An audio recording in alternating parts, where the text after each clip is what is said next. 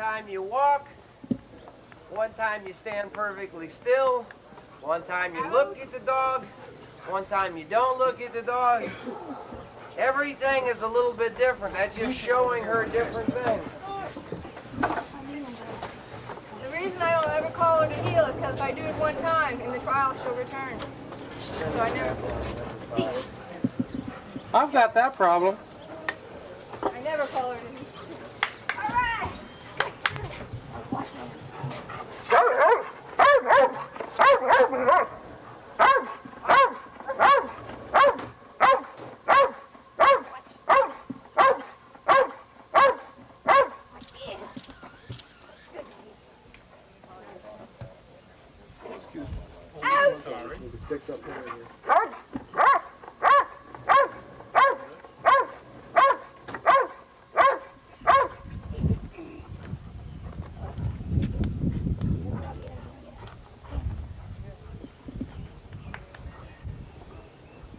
Lens is a great thing. There's a lot of work. Pardon me? There's a lot of work. I mean, there's a lot of work. Focusing on that. Well, this one stays in Get her over focus. and then call me how to blind. So you got just the one that's a single action and just pull it back and forth to move to resume it. Get out of line. Put your arms up. Stay. Arms down. Stay.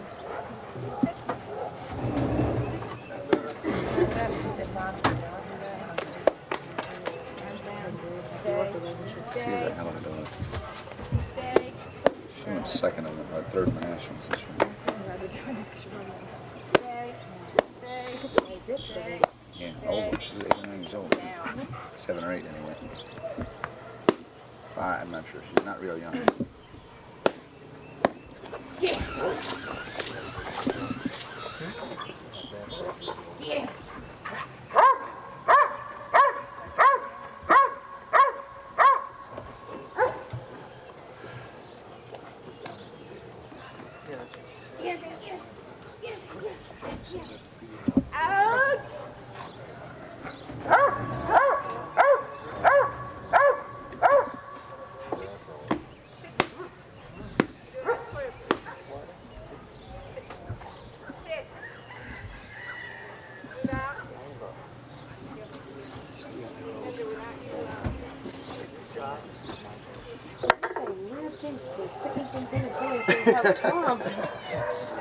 She's got a problem. She's preoccupied. He's got a problem.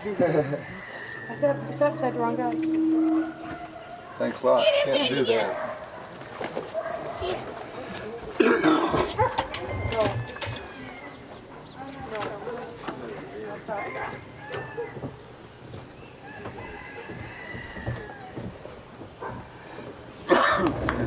No? Dave, unplug. Me? Usually, so what the hell are you going to do? Set up. Does anyone know what to do? You have to be hard to get along with. You just worked on it. I know. I'm going to have a lot of sympathy for your husband, to tell you the truth. He didn't have a rough life. He had a lot of sympathy for himself, too. He was 6'9". I could be every bit of what I did. He was 6'9". Yep. He was 6'9". Yep. It's doing okay, but 310 he moves around pounds? so much. 310 pounds. It's the same way with her a little bit. You're trying to do something, 210 developing. This is a dog naturally, Seems like that. by nature, is very clean. She likes to bark, enjoys the work, so you keep her psyched up. You keep her ready to go. She'll miss a bite every now and then. That's why you do a lot of simple work with her. Every now and then a little bit of hard work, a little quick work. But you kind of try and go both ways with her to keep her interested in the work and doing the work.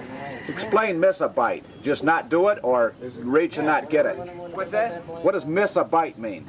Miss a bite is when the dog bites and doesn't get the hold the first time, has to come back and get a second shot at it. She missed one. The next time we did it, we gave her an easy bite. but you have to look at her. She's like going on to 8 years old now. All right, she's been doing it a long time. So you have to change things back and forth a little bit to make sure now, hopefully, you give her a couple good bites here, the trial, she ain't gonna miss anything. And that's what you're hoping to develop all the time. Because all of this work is a build-up to the trial. If you get the trial right, then you've done your build-up work correctly. Okay, next dog's coming down. What level is she? Oh, many times shits and tree. Yeah, she's Get the B-Redditor, which is the highest rating several Should times. probably, the next dog after this. Then why one. does it, what's the competing? These are projection dogs that pass their. Yeah, He's going to eat for sale? yeah, it's supposed to be a bunch of yeah. similar to special, if you want to look at it that way. Some dogs you just get a championship on and there's no point in taking them out anymore.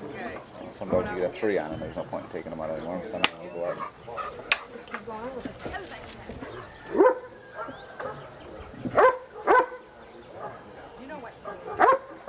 Oh, yeah, when you turn this lock, it's unlocked. This is unlocked.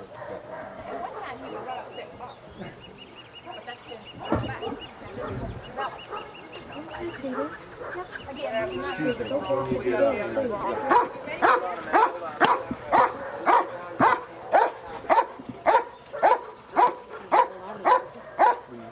Pardon me?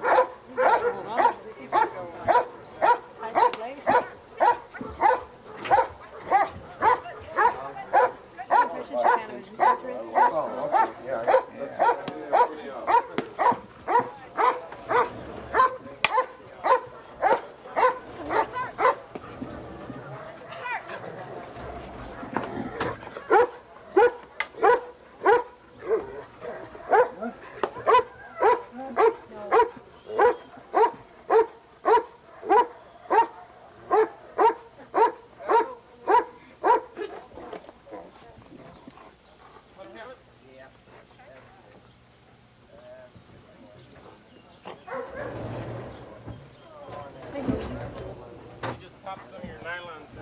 What I mean about the top of the hair?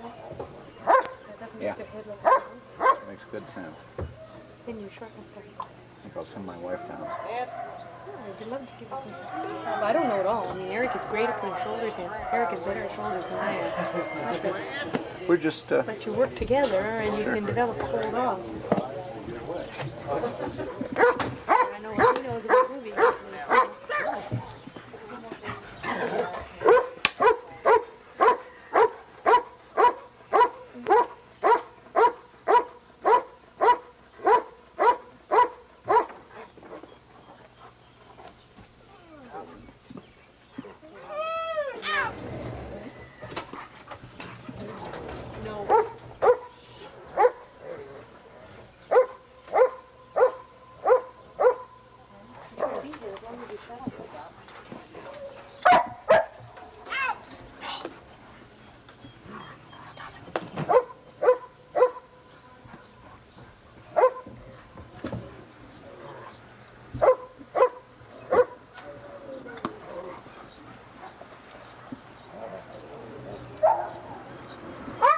No.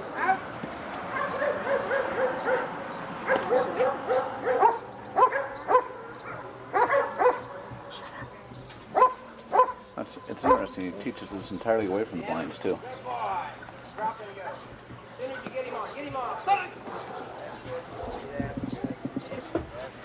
When they stop the procedure, just go ahead and shut it off. See, the whole And so thing we don't have any- do with the Revere, because he stops, Oh. he looks, he really hear is it not in there. that sure. That's one of So the- the best thing to do when all else fails, go back to I mother. don't know, maybe it should. All right? It's hard as So what you have to do with him a little bit, all right? Come out here for one more shot. Give me the, get that the weights.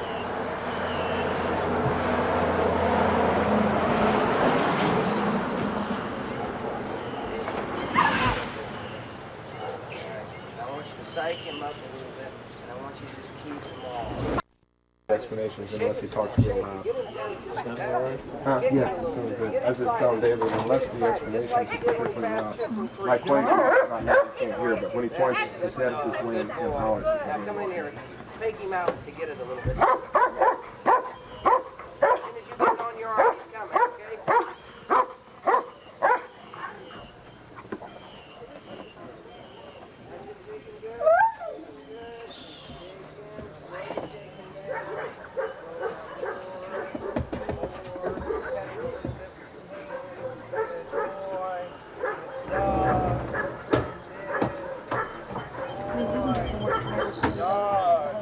Yeah, you want to do that? All right.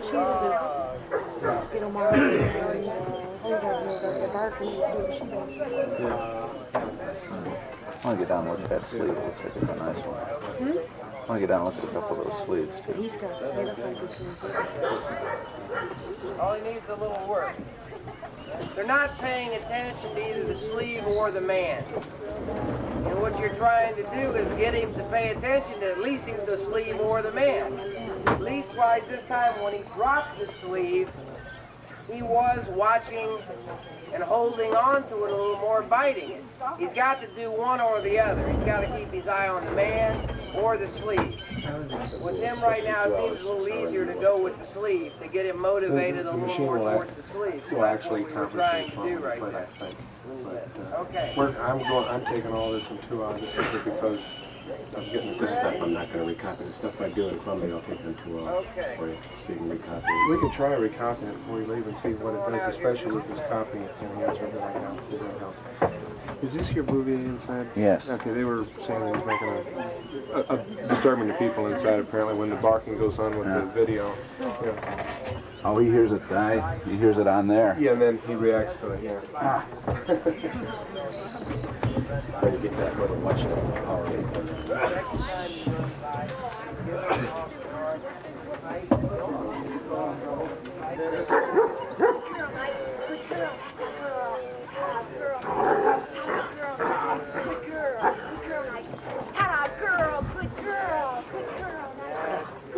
Drop and go. Drop and go.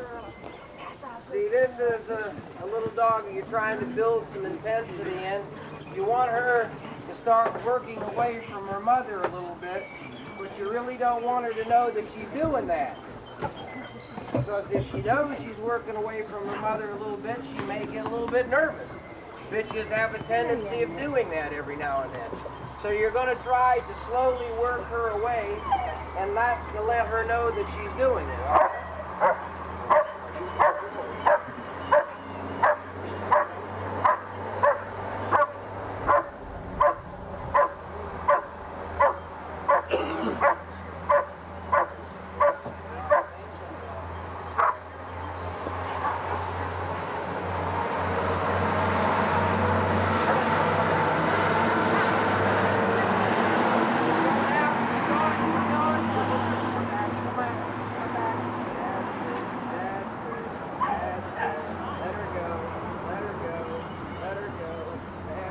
Drop and go, right behind the blind.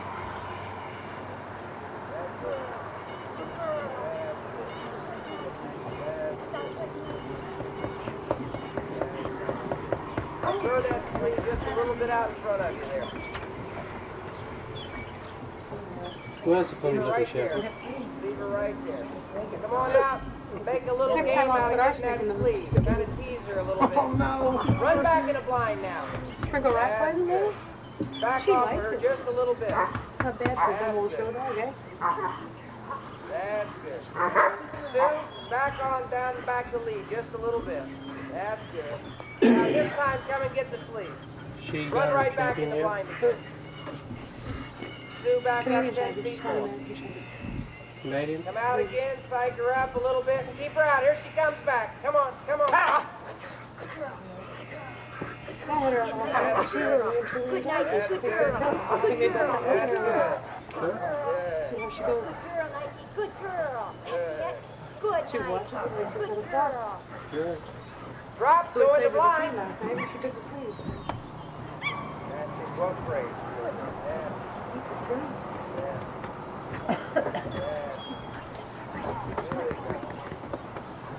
Okay, bring her back. Get that sleeve. Are you a squirrel I puppy? want you to run just at her, just like this, with the sleeve right here. When I tell you back, I want you to go just like this until she bites you. All right? Straight at her, straight back. All right? Very crazy for attracting. He's pretty good attracting. Run right at her. Probably the girl Straight at her. didn't have any push Back. or none of them. Let her go. That's good. Good girl. Nice fight. Nice fight. Drop and go. Good girl. You'll lock him up. Yeah. Over on the baseball. That's it. Bring her right on back now. That's her. She's being quiet.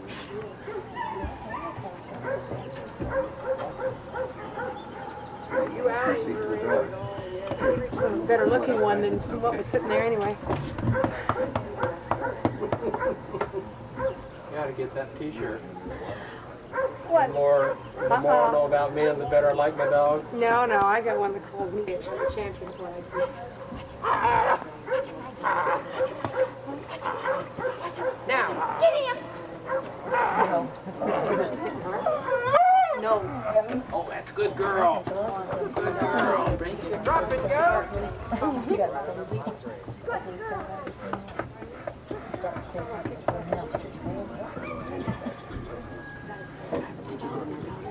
This is the typical thing of what we were telling you last night with the bitches, okay?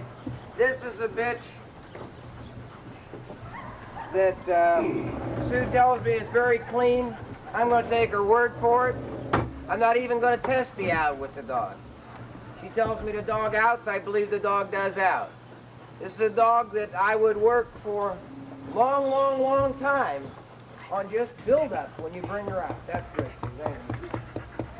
You come out, you give the dog 2, 3, 4 nice, strong, firm, hard bites And the ears. where the dog gets a good positive thing here. That was good for her. She won. Her tail's up. She's not worn out. She's not tired. She enjoyed the work. And she won. 100%. Beat this guy up. That's exactly what she's supposed to do when she I've never wins. seen one with a tail. And this is the type of positive training that might last with this dog for a year. Then you can make little modifications, but you're making sure you do it correctly. The doggy can Okay? go more and Next more dog. over here. Went down to the Texas I mean, you know, she's just a great old lady. I mean, I gotta kick out Fran. Yeah, I met Fran 3 years ago. This area is all new to me. I've never. Like I couldn't give you permits for working or for the obedience aspect of it. So I'm finding the truth hunt very interesting. I started out with obedience and went into shooting. Did a lot of AKP showing on the back. But I got tired of seeing all these damn people browbeat their dogs and work like robots and shit, and I just had to get into something different. That's what I don't like about it. That's what I don't like about obedience. I've watched Well, many obedience right, classes, many, and the many, dog but you because find it's a punished to death. right, you find a good working dog, though, whether it's a Sheltie or a poodle or whatnot, and there are a few around. I love them, but they're so far and few between. Yeah, and most of them are browbeaten into it. That's right.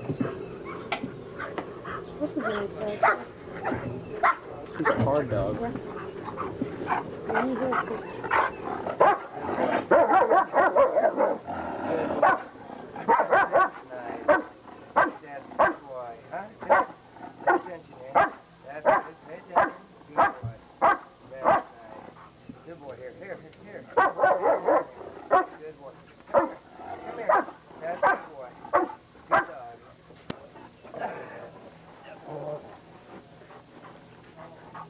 I think you like my dog if you like to see good hard dogs.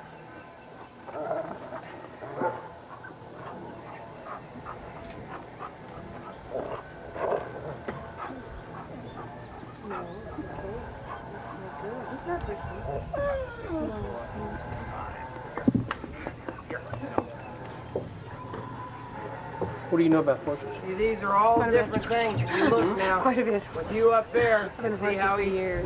tends Ever to since I was a toddler. want to look to see We what's raised going horses on. out of her. Phil, why don't you explain the problem first? Unless we're missing it here. Before you start a dog, why don't you tell us what they want you to do?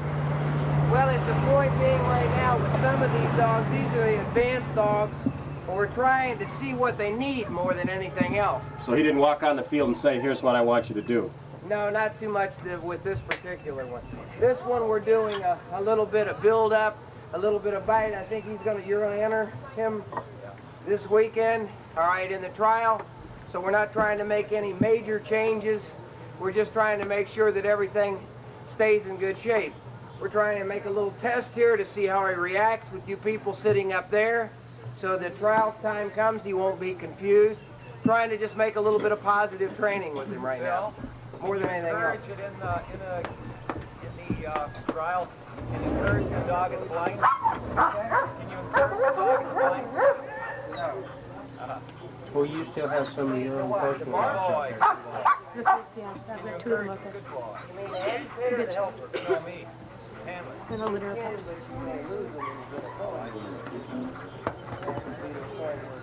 Yeah, I lost most of my stuff. Through. My ex-husband. He destroyed them. That's a shame. Are you going to break up? You just can't go on without the bitter. Yeah. One's separate with the dogs. Which, you know, we had This some damn time you nice try and dogs. come up a little bit, okay? And he just shot it. Took him out. Just to spite you. Yeah. So I had 4 that I could take them.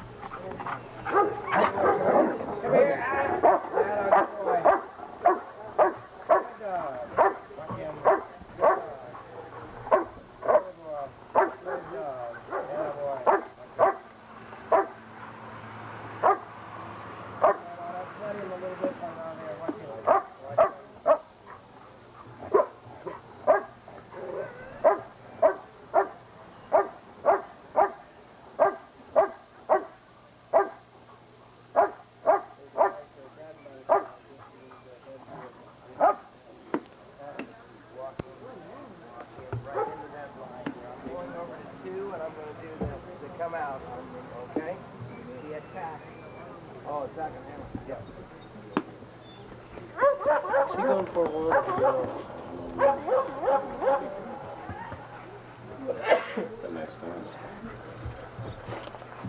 He's the one they were saying last night.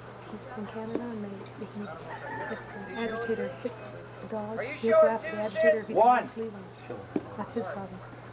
He's taught to go after the agitator, whether he's going to see him or not. That's okay. Yeah. Sounds more like a working dog, a Yeah. police dog or something. That's what they were training him with. Is he a police dog? No, but I think he's trained under that situation up there. Because I know last night he dropped asleep and he was sick and the dog was right after the agitator. So it's okay.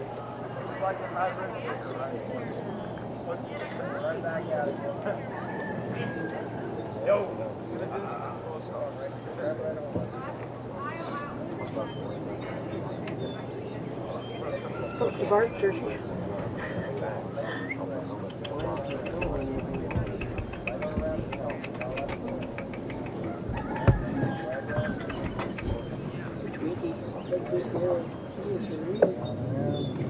I got a real problem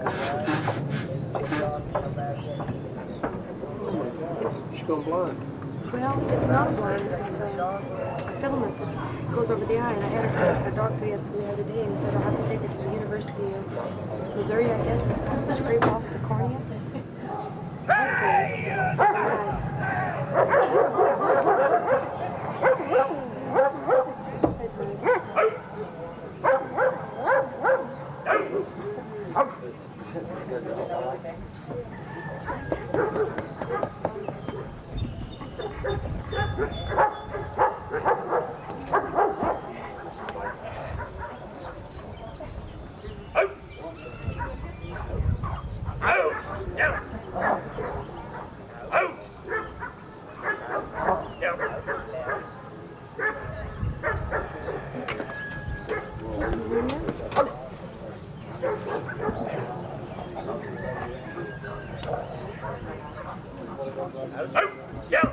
Down!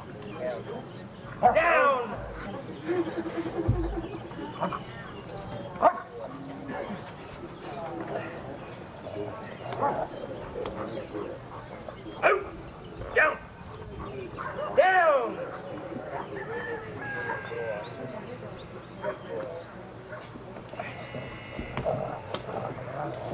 Now, out! Down! To a very large extent makes an obedience exercise. Down. That's a big lady. Step to wing of Rio. Huh? Step to wing of Rio. I say to you again. Since 1977, this gentleman has been a DVD judge. This gentleman was chosen to judge the team competition at the 1980 DVD championship of this country.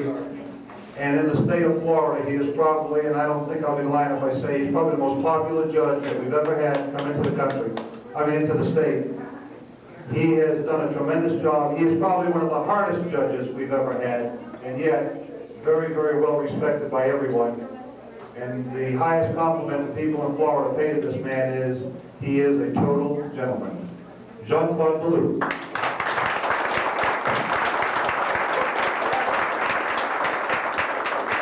Thank you. Today I would like to talk to you, and I will be very happy to answer your questions as far as trial procedures are concerned. I do not know if you read the schedule, but tomorrow there will be something that should be a great help for you. It will be that we will put the dog or more on the field. We make him go through trial. And some of you who wish will be over there with your judgeship, and you will try to score this dog. And I'm pretty sure that will be an eye-opening for you. Today we are just going to talk about the normal procedure. You go to the field, what are you supposed to do? Well, first of all, when you enter a trial, you should know the rules. It is teamwork. And you must, first of all, when you arrive, you present yourself to the judge. This happens when you present yourself for tracking, and for obedience, and for protection. The judge has 10 dogs a day, which means you see them in 3 phases at 30 dogs. Well, you might be so and so, but when you have so many dogs, you know, it is nice to make sure we score the correct piece of paper here. You have 3 things in procedures. You have the mandatory requirements, which you must follow absolutely. You have the desirable requirements, which are not going to take some points of view or whatever, but which will influence psychologically the judge on the kind of person and dog you are. Then you do have the things that are absolutely forbidden. Verboten, interdit, no. Those you have to be very careful also. The mandatory procedure, for example, let's start from the start, tracking. You present yourself with your dog, who you are, who your dog is, and the way is going to indicate that article. Now, very often people forget to tell the judge. He has to ask, does the dog indicates, which means points out, or pick up the article? You must tell him. The way you present yourself is going to reflect on you and on your dog. It's not going to take you points off just like this. However, you have the handler who presents himself to the judge. First of all, when he's called his leg. And you know, when we run tracks, we always try to time the schedule so that dogs can be run as close as possible to the required edging of the track. If the track is 30 minutes, we try to make it as close as 30 minutes in order to help the dog.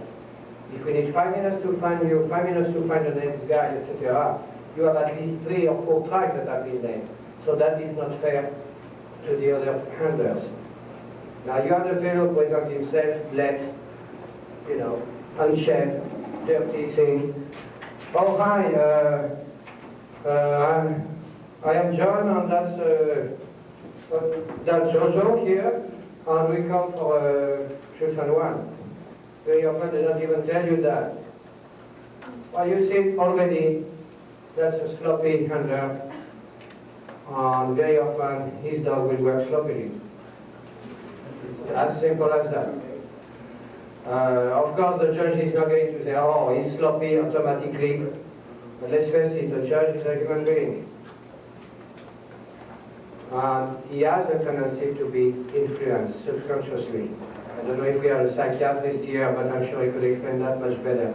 But this is the idea. On the other hand, you have the handler. And I would like, for example, take the example of Phil Olsher, who is very experienced, to go for winning, so every little edge helps. That man, when he presents himself, is very correct, he's clean. Don't ask him to be in his Sunday clothes, but he's clean, he's ready, you call, he says, okay, next dog, right here he is. I'm Phil Olsher, this is my dog, so we come for shoot as well, my point, my dog literally on.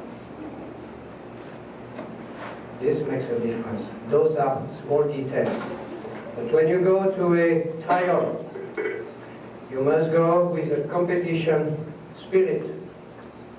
The day of the trial is not, oh, I'm going to go for my shoot on 1 or 2 or 3, here you go. Oh, it's time to call your dog. Oh, my dog. Okay, you go. Oh, that dog needs water. No, that's not the way you get points. You are ready. All that day, the day of the trial must be geared to your dog. The day of the trial, before the day of the trial, I always tell my friends, please forgive me, but don't try to approach me, because my dog comes first. You can say hi to me and say hi. Want to talk? No. I think my dog needs, it's time to give him water, or it's time to make sure it's relieved, or it's time to take him out of the car, or it's time to make a little build-up for obedience or protection, whatever I need, that dog will need. But my whole day is geared to that dog. And I go to listen to the critics. I check the dogs. Oh, he did that. What is, how much the judge, how many points did he take off for that? Does he feel it's not that important? Or is he really a rule, going by the book, and if I sneeze at a time, he takes me 2 points off? Those are the things you need to know. Because you have the rules, the whole book, it is true, but the difference between judges is the interpretation of the rules. You can read a complicated sentence, each of you, and you will have 10 opinions of what it means, especially if someone has put a comma at the wrong spot. So it is very important to see how it interprets. And this is why the day of the trial, it's not a fun day if you go for the points. Give it to your dog. In the evening, you have it, you can relax, drink beer, enjoy yourself. But the day of that trial, that's a fight. Consequently, first to present yourself, know what you are doing. We know that people, especially usually beginners going for shoots and one, are very nervous. Well, think of one thing. When you go to the judge, well, he is not a monster. I even say sometimes that judges are human beings. I know some people don't believe me, but it's true. So don't be afraid of the judge. He's here to help you. But of course, he has rules to follow. Think that your dog starts with 100 points in each category of shooting. If he doesn't get 100, it's because you lost something, or your dog lost something. Also, you have to, a common mistake I see is that you have people with their dogs, the dog make a mistake, and they get so upset that all their work after this exercise is negatively influenced because they think about it. And that's really a wrong approach because you are nervous and that nervousness communicates to the dog.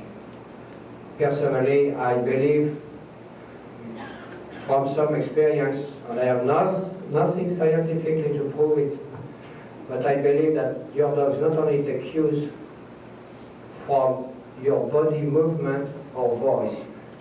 It seems to me that there is also a connection between the brainwave, your brainwaves, and the dog brain. Might be proved one day, but I'm pretty sure of that. But it's just a theory of mine. So it means that if you are nervous, you make the dog nervous, and consequently insecure, and he starts to make a mistake. So you make a mistake, it's done, period. You have that guy with his book, he has knocked you down some points. Forget it, it's over. Concentrate to the next exercise. And try to do it as best as you can. That is done, next exercise. And you will be surprised how much better you perform.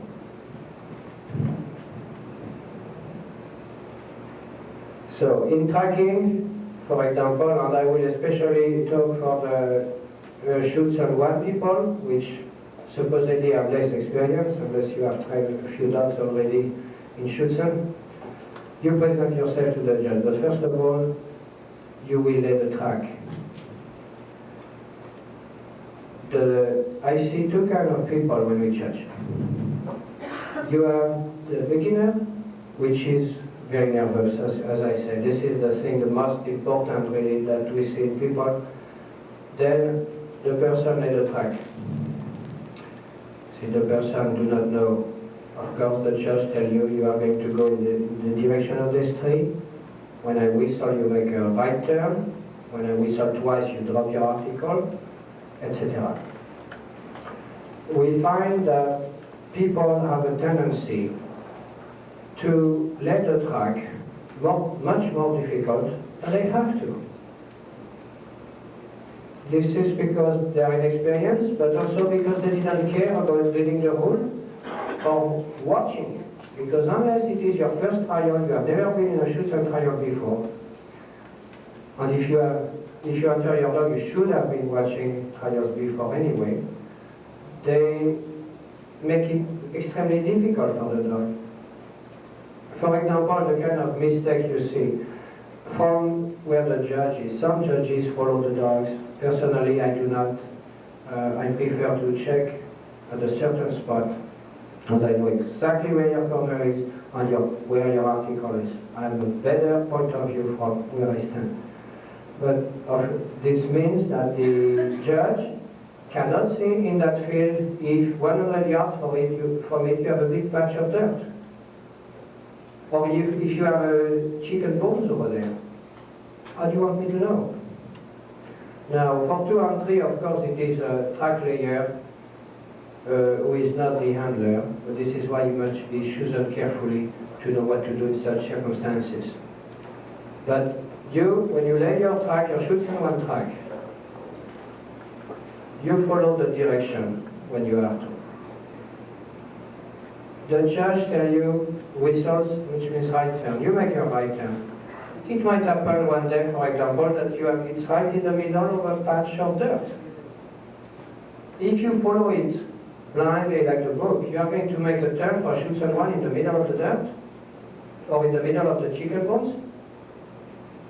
Now, if this happens, you say this, take 2 or 3 more places, and make your turn. To leave, the judge prefers you make your turn exactly when it is told. But if you come back after you told him there was some dirt over there or something like that, he will say, all right. In fact, if you had something like chicken bone or things like that, I will tell you right away, make a big sign to the judge. Then he will check and you will learn another track. If you shut your mouth, it is too bad. I remember once we had a track and we ran the track. The dog was tracking beautifully until the second corner. On the second corner, catastrophic. Oh, blew all his corner. Then after that, pick up the last leg and finish extremely well. But the dog lost the corner, and the corner shoots at 1 hertz. And the handler, after it was over, told me, yes, there was a big patch of pink apple when I made my turn. And why didn't you tell me when you made the track? It's not after it's over that you are going to change the score. if you do it before, surely we'll have another track. That happens. So you must have fast reaction. Do you have any question on that, on tracking, before we go to obedience? So make it easy on your dog. The corners. First, that might help you for your trial to know that, is that I see Schutzen as not just as a show exercise, but the way it was intended to, which means to be a realistic protection dog. Now a track, the idea of tracking in Schutzen is to have a dog follow the track laid by a potential criminal, and being exactly on the track so that if there is any cue or evidence, the dog will be able to indicate it and permit you to find it. Like the man lost a wallet or something, or dropped a revolver, a weapon. You know, so this is the idea why should some require so much precision. The corners, especially in Schutzen one, people have a tendency to make corners, which of course makes it extremely difficult for the dog. Now, I've never seen a man escaping from somewhere and making turn in the street like this. I don't know if you have seen one. So why don't you make it a little bit smoother? Sure, I don't ask you to make a corner that will take all the room, but there is a big difference between a sharp corner and a little smoother, more natural one. You will help your dog tremendously. Unless you have a dog, of course, which has already been trained to such a level that he doesn't need such help. But you do not find many, and I'm pretty sure that will help your dog. And when you lay your track at the flag, make sure you take your time to put a good scent. The rule now, before you could, after, when you lay your track,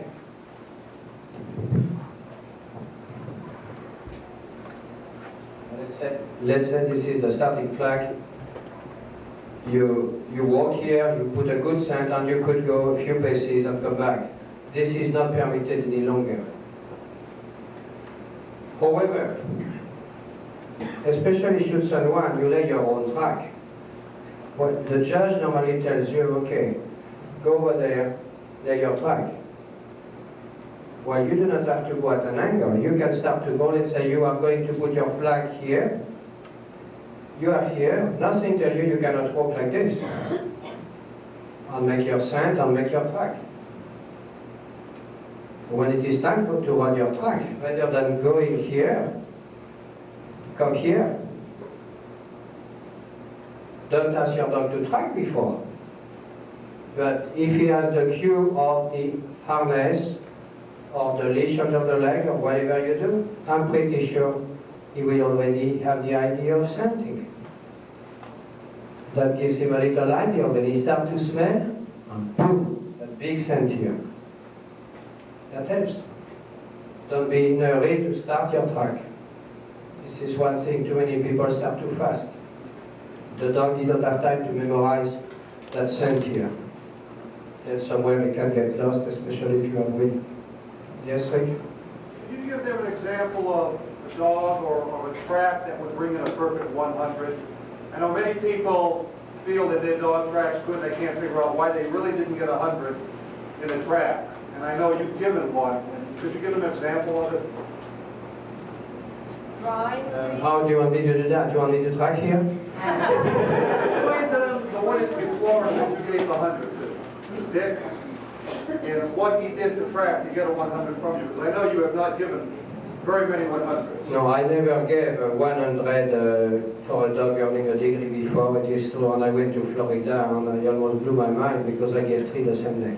I couldn't believe that. Okay, a dog that will get a 100. Let's take the example of a Schutzen 1. It is the same for a tree, it's just a U shape.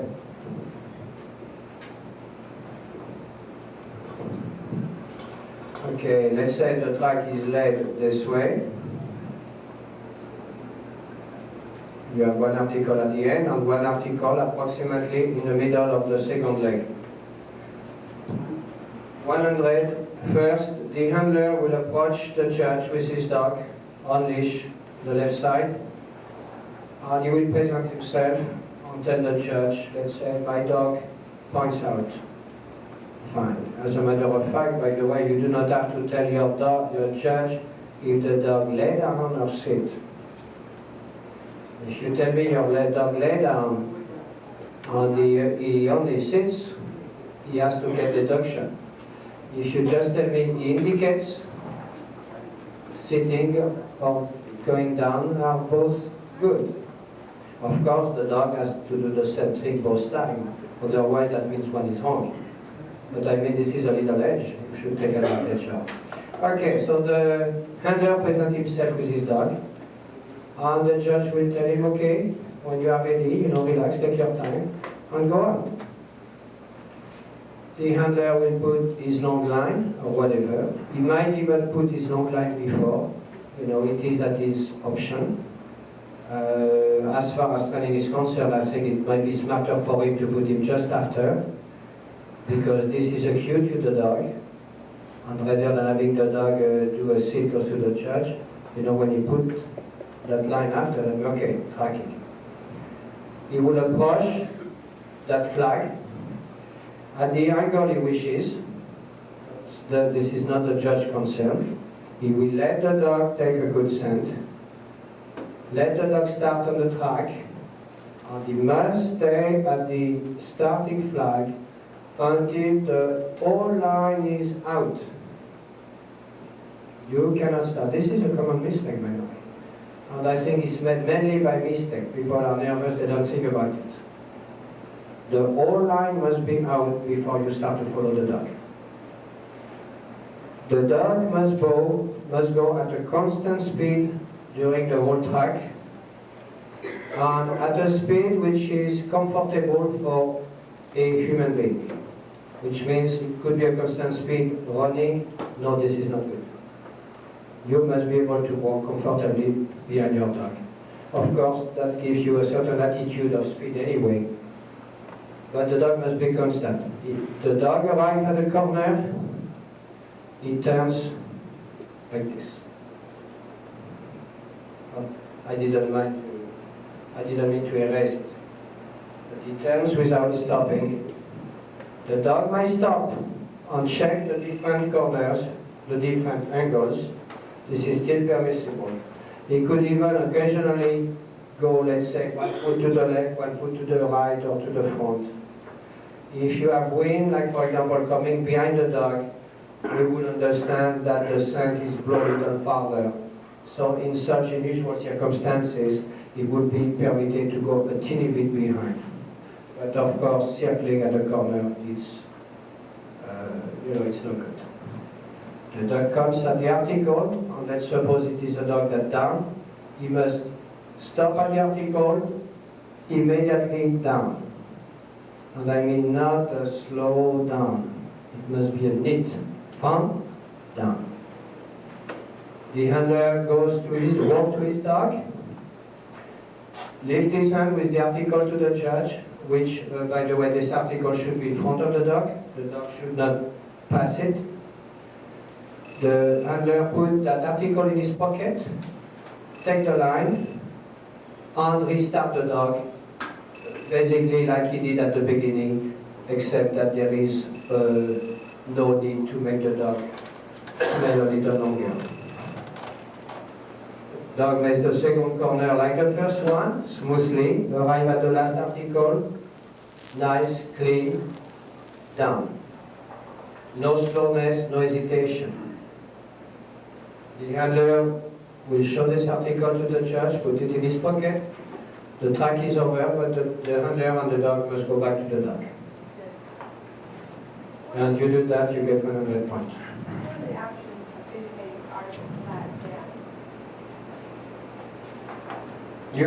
Indication?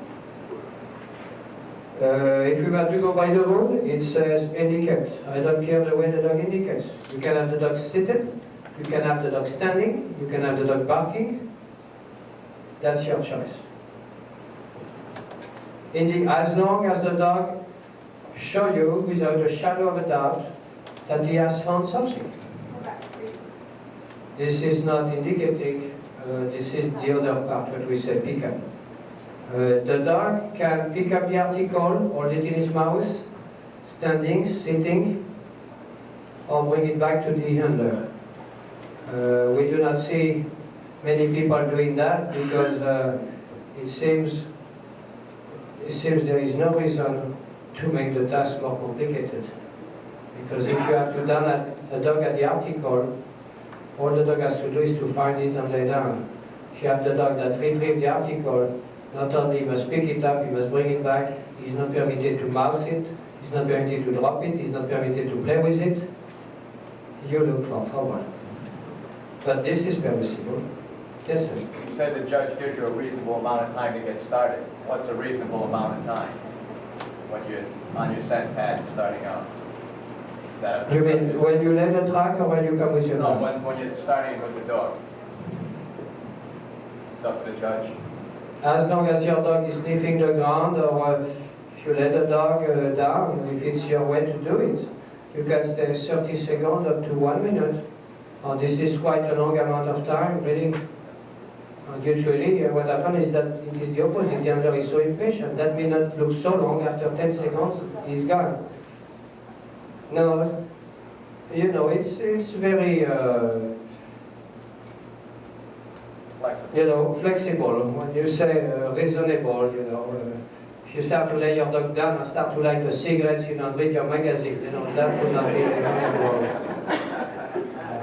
But dog must not be rushed. On judges, DVG judge especially, they are not only handlers, they have to show dogs to keep their license. They have trained different dogs. They have been club training directors, so they know what it is about. You won't think about the risk, to have a problem. Okay, does that answer, please? Go ahead.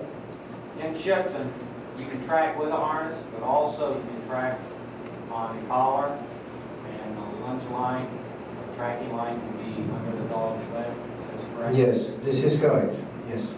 You can use a harness, but you don't have to. You can use a long line. You can even have your dog off-leash if you want to. But the dog must be at a constant speed. And you must keep the length of the line, which means 10 meters, about 33 feet behind the dog. Yes? One of the differences between judges is what is interpreted as handling. Some dogs will pull the line out very tight, keep a tight line. Others, judges like to see slack on the line. What do you consider to be handling of a dog? I don't care. I'm judging the dog tracking. I'm not judging the way you can handle a line. It's your choice. I meant, what is an indication to you that the handler is actually directing the dog on the track? Well, if the dog pull the dog back or sideways, I will see if the dog is walking here and the handler is here, when the track go over there and the guy is here, I'm trying to bring the dog back, I will see it.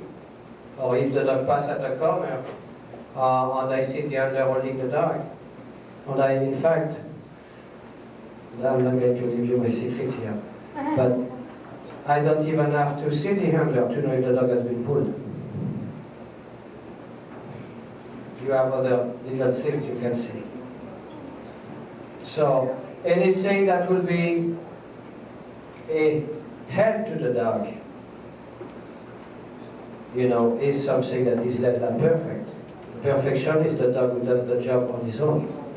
Now the severity of the penalty will depend if you go for a 1, a 2, or a 3, and how much help you give. Yes? If one is tracking with a chain training collar, regular, should the line be on a dead ring? Tracking? Yes, in Schutzen, the line should be on the dead ring. Yeah, in obedience or even in protection. By the way, I don't know if you are aware of it, but before during protection work, leather collars were permitted. They are not anymore. So you have to be with a regular choke chain or nylon chain. The reason for that is that You know, you have to realize that the Europeans, especially the Germans, have been in Schutzen for 80 years. And with their imagination, they had time to devise a lot of little tricky help to the dog. There has been some modified colors to an extent where some people went to the extent of using electronics miniature speakers in the colors. So now you cannot use it anymore. This doesn't, don't feel that does any harm to your dog anyway, because even if your dog is accustomed to do protection, for example, with leather collar for comfort, the day of the trial, the day you are going to grab that collar, it's only when you bring your dog on some escort. On the courage test, anyway, when you want him, he'll be so tense. Once in a while, that's not going to kill him. So there is nothing to worry about this. Except that on obedience, the dead ring also, correct? Yes. Is that both DVG and SV rules on the leather collars? Yeah, those rules are not SV or DVG rules, they are VDH rules, which is German Kennel Club of Germany. And those are the rules for working dog, the Schutzen rules. The rules are not made by SV and DVG, they are exactly the same. At time, if you are judges from SV or DVG, at time you might find some differences, less now, but I remember 5-6 years ago, we had differences which came mainly because those people came to America and they saw those clots, you know, they know nothing. The way we were acting, let's face it, it really looked like this way sometimes. So they took some liberties with the rules, but it is not any longer. If you are a judge, of course, you know, with an experienced judge or a judge rather like in the SV, for example, a corps master, which comes from grid survey, is permitted to judge Schutzen trial, but maybe judge Schutzen trial 1 or twice a year or not at all. You know, so obviously that makes a difference. And the last difference that happened is, like I said, those rules are written, and at that time you have to make an interpretation. For example, one day something is not clear, so the LRO, which is the chief for trial on judges of the DVG, is going to send a letter to his judges and tell them that paragraph must be read and interpreted this way. Now it could happen that the LRO of the SV send a letter to his judges and tell them, wait a minute, that should be interpreted this way. So you might find some slight difference here. But it is not, it is minor, really. And this is why it is always good to see the people before you in a trial, so to find out what is happening here. It helps. Okay, so let's go to obedience. Obedience? Okay, obedience, same thing, you arrive on the field, you present yourself to the judge. Your dog is on leash, the leash on the dead ring, except for Schutzen 3, of course. Schutzen 3, the dog presents himself off leash and leaves the field off leash. This is true for obedience as well as for protection.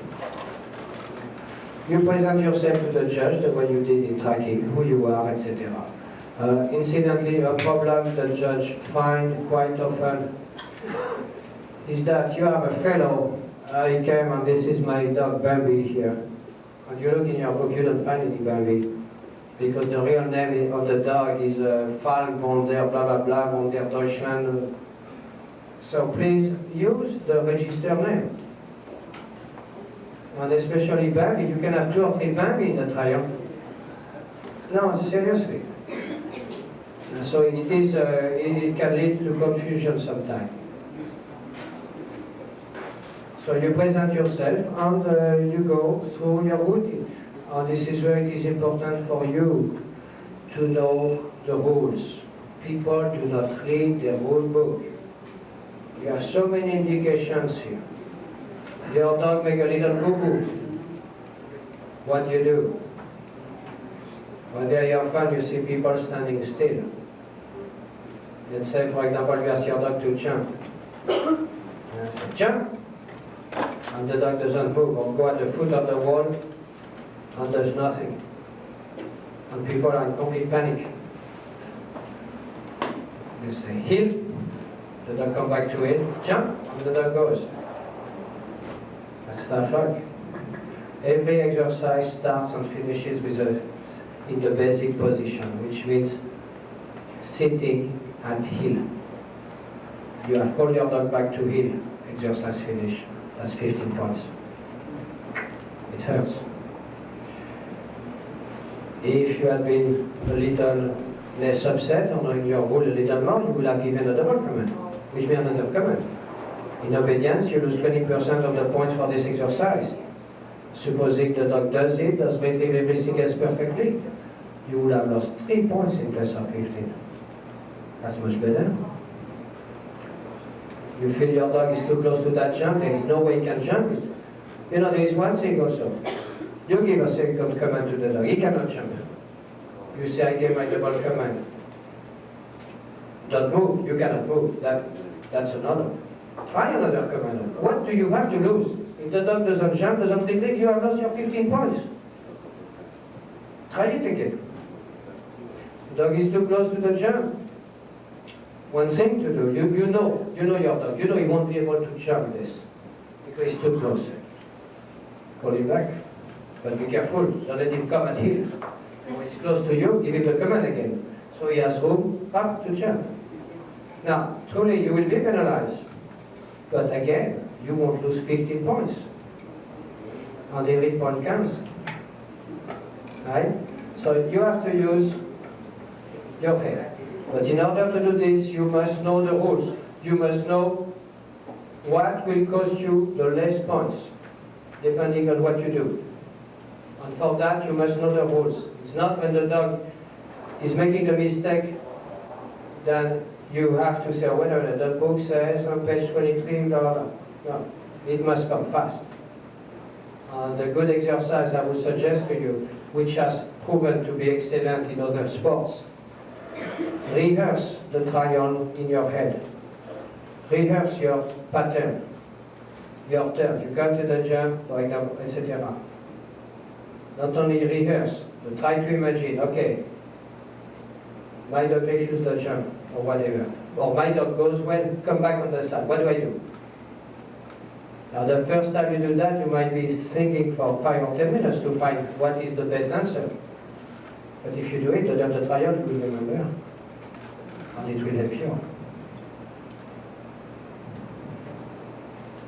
Alright, so in obedience, you should know a pattern.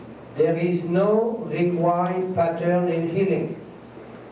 All you have is a requirement of what you must show, which is you must go, depending on the degree of course, 50 paces in one direction and come back 50 paces.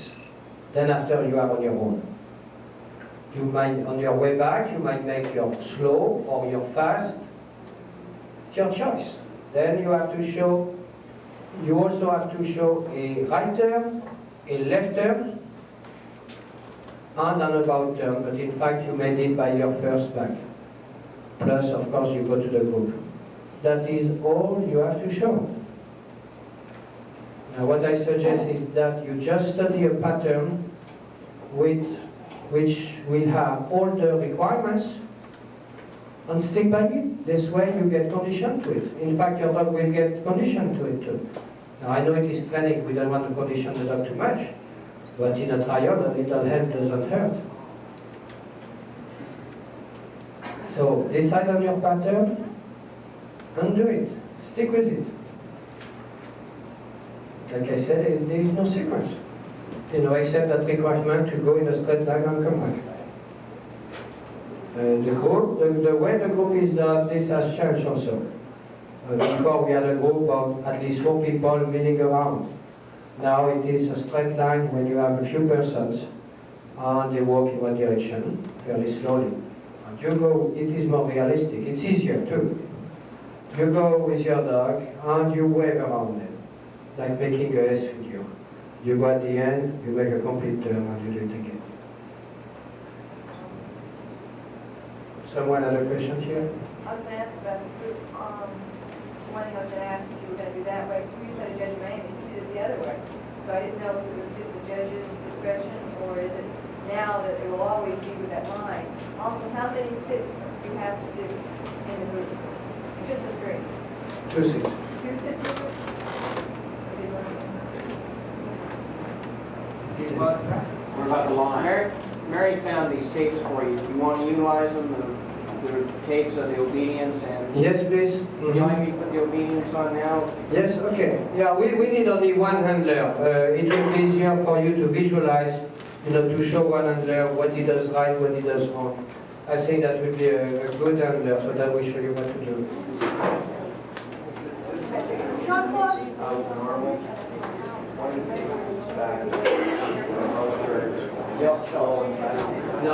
No. It is 50 paces back. Then after you do what you want. You have to make a right turn, a left turn. You can even do the fast and slow when you come back. Yeah, but still in a straight line. It is your choice.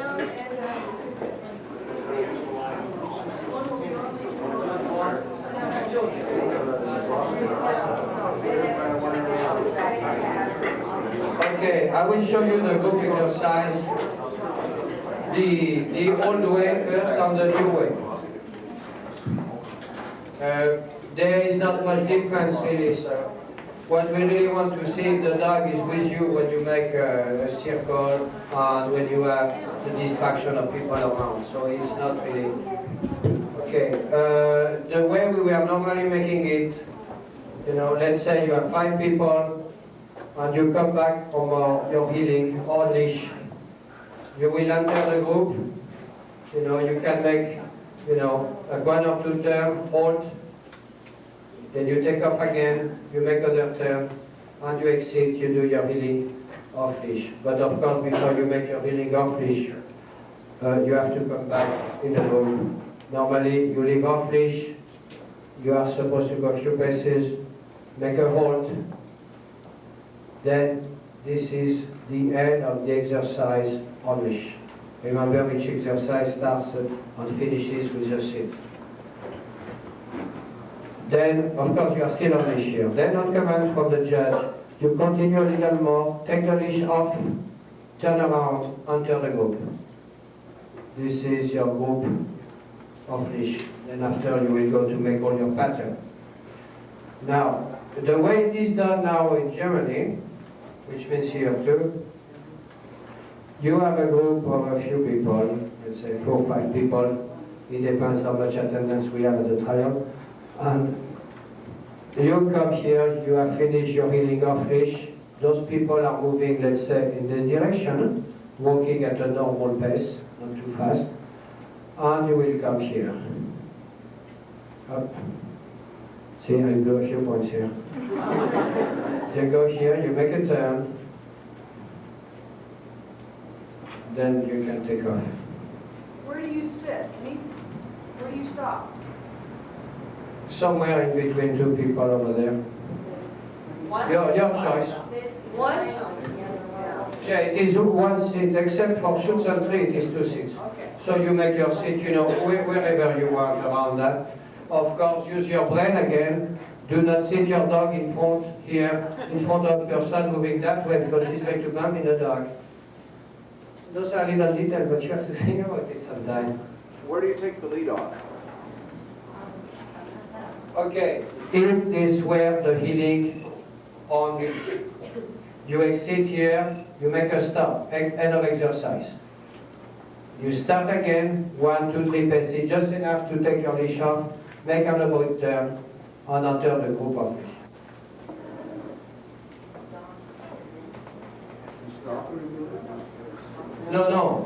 No. You make a stop before, which signals end of the exercise healing on leash. Then, on signal from the judge, you are going to start healing off leash.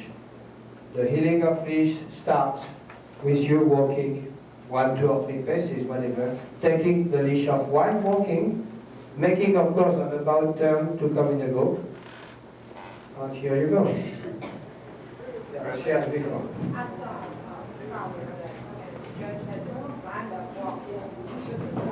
Yes.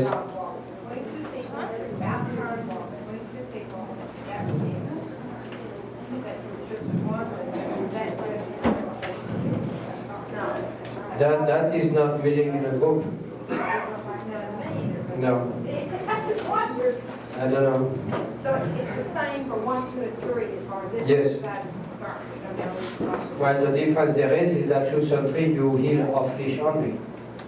Shoots and 1 is all on lead, no off lead. No, shoots and one is first on leash, second off leash.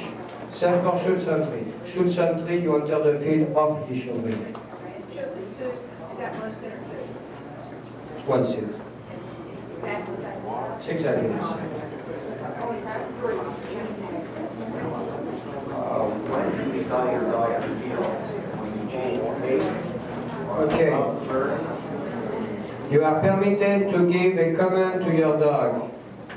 We are talking about the healing pattern. Every time you change pace and when you start. Usually you are not permitted to give a command when you make a turn. When you turn, your turn must be normal. You are not permitted, of course, those extra helps, like you have people making a very sharp turn or raising the leg like this.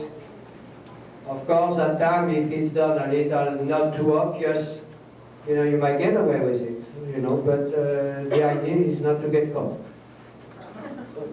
But because this is considered a signal, really, it is a signal. It's like a double tremor.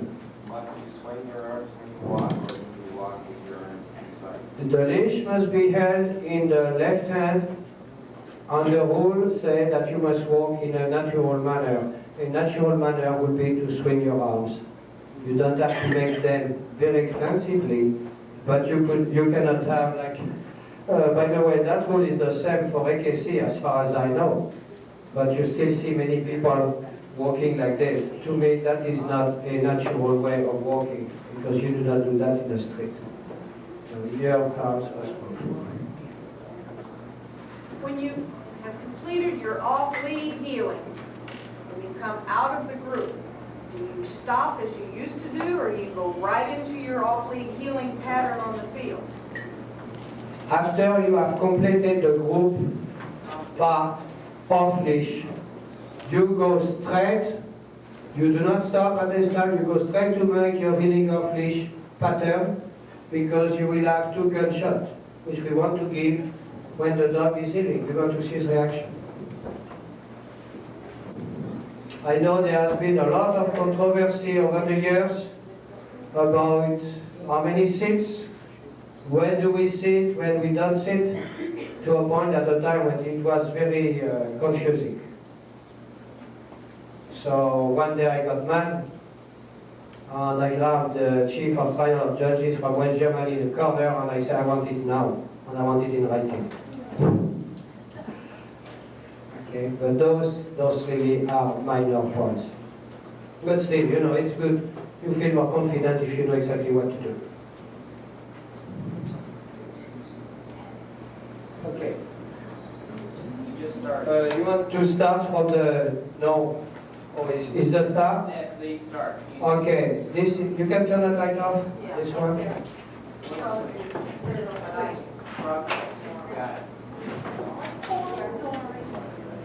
Okay, this is a shoot and three, which means he's healing directly off leash. There is no on leash, otherwise it would be the same. But the pattern is the same. This handler, of course, the pattern is done. You don't receive command from the judge to say left turn, right turn. You do it on your own, which is a help because it permits you to work at your best advantage. You may work with the dog, as a team. This is the fast portion for 10 to 15 paces. Normal, slow. So you can see the arm swinging. You do. Is that too short, slow? They were too sharp. Short or slow? You only did about 5 paces. Yeah. Well, normally it should be a little longer. But, you know, the thing is that if the dog performs well, extremely well, like that dog has been doing, the judge realizes that the dog would do well anyway if you were making 15 paces. If you have a sloppy dog, yes, you would like to see more to make sure he stays there. But it should be longer than this, yes. How about that weight right there? The about Slow weight. about turning. Is that all right? Well, let's just say that this is extremely knowledgeable handler, and he's taking advantage as much as he can to help his dog. Oh yes, well, same thing, it depends how obvious you make it. See here, okay, here that was really obvious here. You know, so that is not a perfect about term. And you touch the dog and then it's going into the group, that would be faulty, right? Yes, it will be. This will be petting your dog during the exercise. And then stop. Okay. Okay, there was a little thing here where you could not see it went too fast. Simply a little help here. But we will see that tomorrow when we judge the dog and we will comment on those things. Mainly it is the procedure of what we want to see. Now you have to remember you cannot pet. Can you cut a second? Cut it. Stop. Okay, I just would like to make an observation right now when I'm thinking of it, is that each exercise starts and finishes in the sit position, in the basic healing position. Now that seems simple enough, so for some reason at least 50% of the persons blow it up. Because you have a second rule that says that you cannot pet your dog during an exercise. If you are ready to start an exercise, you come sit position, you pet your dog, good boy. If this sit was part of the exercise and you did pet your dog during the exercise, you lose points. So what you do, you pet your dog before, between exercise, it is permitted. So what you do, let's say, you make a sit, you know, you finish exercise, pet your dog and you are ready to start. If you have a person like me who has a tendency to give a lot of press to the dog, it might happen that you say good boy again. You realize it. It's faulty. But no, nothing is lost. Just take another 2 paces. Here. Sit and start from here. You have saved the situation. Okay? How many points? You take off 1 point or 2 points, or how many for that exercise if they touch it? If I were taking 1 or 2 points every time you touch your dog, you will never come a shoot at So you don't take that many off, right? No. No, but same thing. When you go in competition, every half point counts. Don't fool around. Every half point might help you, and will help you. I was trying to figure out how Either to get a trophy or to pass, depending on the, you know, the ability of your dog. So don't waste anything of it. I was trying to figure out how many I lost that game. I did all the work.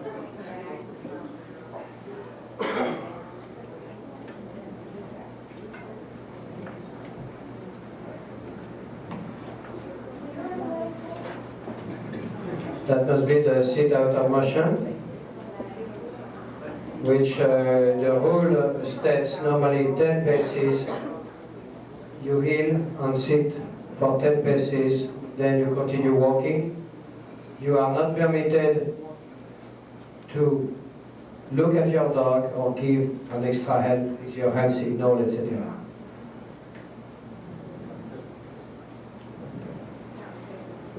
Like I said, the rule we set 10 paces, it is approximately 10 paces. We want to make sure the dog heel with you normally first. Isn't it better if you're risky to do 12 or 13 rather than do less? I mean, No, it is smarter to do 12, yes. But like I said, if you make 1.1 more or less, most judges will not condemn. I have seen some people who counted the paces, so.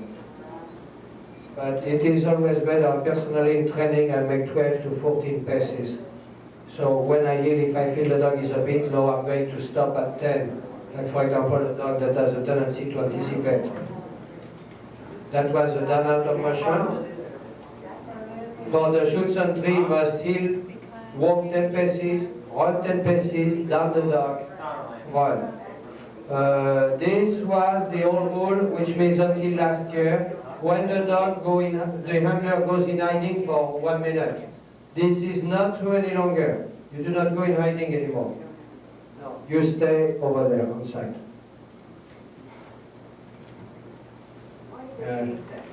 Well, I do not know, but for me that was a waste of time, because if you have a Schützentrieb that can stay 20 or 30 minutes down when the handler is out of range, what is the use to have it for 1 minute here?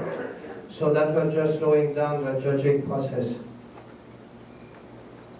Especially a judge, when a dog is on a sit-stay or downstay, after about 10-15 seconds, you can tell, as you know as well as I do, if a dog is fidgety enough to move or if he's going to stay.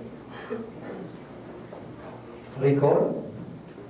The handler must not move. And see where the dog is down there. Is that, are you going to take a point off of that? Hold it, I was looking. Same question. The controllers. Okay, like I said, I was looking at the picture, looking at you. I did not, you know, if the dog slows down, you know, soon enough, yes, he will lose, you know, unless he's in the last 2-3 paces on a very fast dog, which needs that in order not to touch the decoy, the handler. This is the stand out of walk, same thing. The handler cannot look at his dog or give extra command.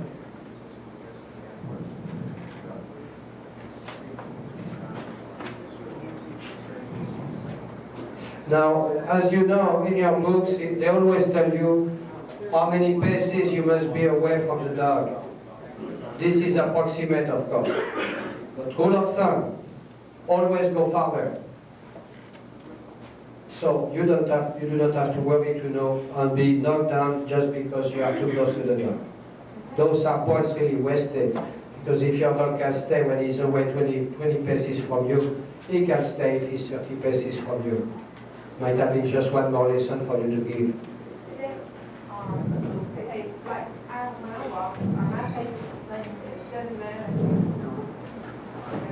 The normal, if we want to be finicky on those things, I would say that the normal pace is about 3 to a meter, which is almost 3 to a yard. When they say pace, you take little steps all day long. Yeah, but you must, that's what I say, you must be walking normally, which is about 3 to a yard, you know, a normal pace. You can't put those down.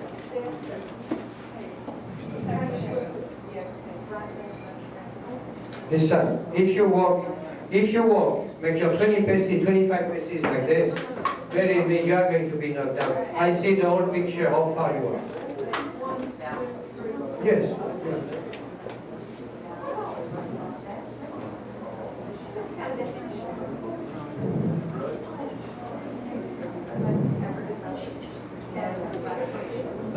Can you interrupt a second here? Stop. Okay, the dumbbell here, we have some interesting things here. The rule says that for Schützen 2 and 3, it is a dumbbell belonging to the club. What they really mean is that it must be a strange dumbbell, a dumbbell strange to the dog. An article that the dog is not familiar with. This is the only reason why you are not permitted to use yours. Of course, a dog that has his own little dumbbell all the time, he knows it. He has, unless he has been trained for it, he has a better tendency to pick up the dumbbell than something he doesn't know, and which might have a different size. So keeping that in mind, that the dumbbell the dog is sent to retrieve is a strange dumbbell. If you put the dumbbell in the dog mouth before you send it, this is not a strange dumbbell anymore. Consequently, you have to lose points. If you put the dumbbell in the dog mouth before, yes.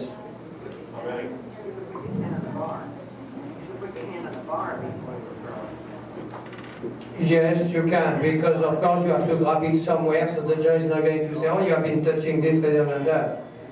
No, but you see the idea. It's supposed to be a strange dumbbell. If the dog fooled around with it before, it's not a strange dumbbell anymore.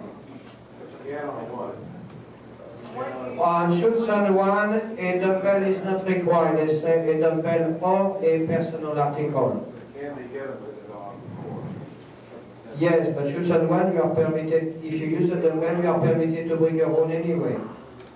So, Schulzen 1 for everything. No, 2, it's a dumbbell from the club. I was not the judge, I was the handler. You have, for the jump, the grass was very tall, and they had cut one side of the jump to make it very short grass. The first handler who came didn't have much brain, sent go to sit with his dog, still the dog, on the short grass. Throw the dumbbell over the wall, where the grass was tall like this, and say, bring, or whatever word they used. Well, the dog had problem finding that dumbbell in the grass. Right? Next handler came, everybody came, did the same thing. Because one person did it, and everybody, but me when I came, everybody was insecure enough not to dare to do something else. When I went there, I thought that unless the judge tells you, I want you to be here, and he will have a very specific reason to tell you, otherwise he doesn't care. I saw that patch, I saw over there, no, I went the other way, oh my God. I just went with my dog in the tall grass, I threw my dumbbell in the short grass, dog went me perfectly, bing, I had an edge on everybody already. And people don't do it because people are insecure. If they say, oh, if that person did it, it must be the way it should be done. Yes, people have a tendency to imitate. So know your rule, be confident in yourself. If you have something you are not sure, if you can do it at the trial. You know, let's say, like this example of the jump. Don't be shy, ask the judge, can I go over there? He will tell you yes, or if he doesn't, he will tell you do what you want. The point of the exercise is to check if the dog can retrieve over a jump without dropping the jump. No, you don't have to. But I mean, if you feel you are not sure if you will be making a penalty mistake in some exercise, as the judge, one thing I would like to recommend also to handlers is that the day of the trial, they are so nervous, they have a tendency to change their training habits. For example, they train and they are so many feet from the jump or the scaling wall. The day of the trial, they are much farther or much closer. This is wrong. The dog is a creature of habits. He has a tendency to calculate the angle for the jump, and he's going to jump 1/8 of an inch above and no more. The day you change your angle, I mean the distance, you ask the dog to change his angle. You have a very good chance he's going to touch that wall. Yeah. In fact, a good way to do it, and I'm sure many of you do it, is that the jump in trial is 39 inches. I always train on 42. So even if by accident I'm not at about the same distance I usually train, there is still such a margin that I have no problem. Okay, and like I say, on the scaling wall, you can use the article of your choice. If you feel confident with your dog, he scale well or that, you want to use a dumbbell, fine. But remember, it is your choice. Especially a dog which has a problem of weight or speed, to be able to jump properly, might have a tendency not to scale down like a cat and has a tendency to jump from the top. Now the danger with a dumbbell is that the dog hits from the top and boom. When you have the dumbbell between the teeth, it hurts. It's a bad souvenir. If you use a personal article, that will be like a gloves rolled together, something like that. This is soft. The dog does not get hurt. This is why personally in shoots at 2 and 3 over the scaling wall, I always use personal article, soft.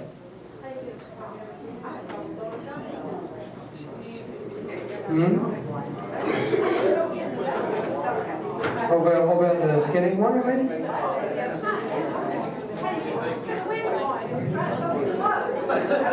No, but this is why I use, okay, that's a good question here. If you have a light glove, you cannot throw it away, especially if you have some wind. But what I do, I use 2 leather gloves.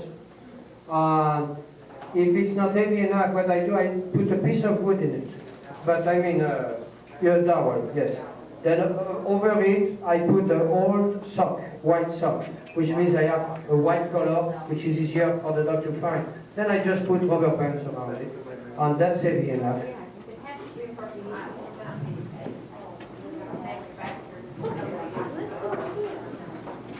Yes, this is personal if it belongs to you.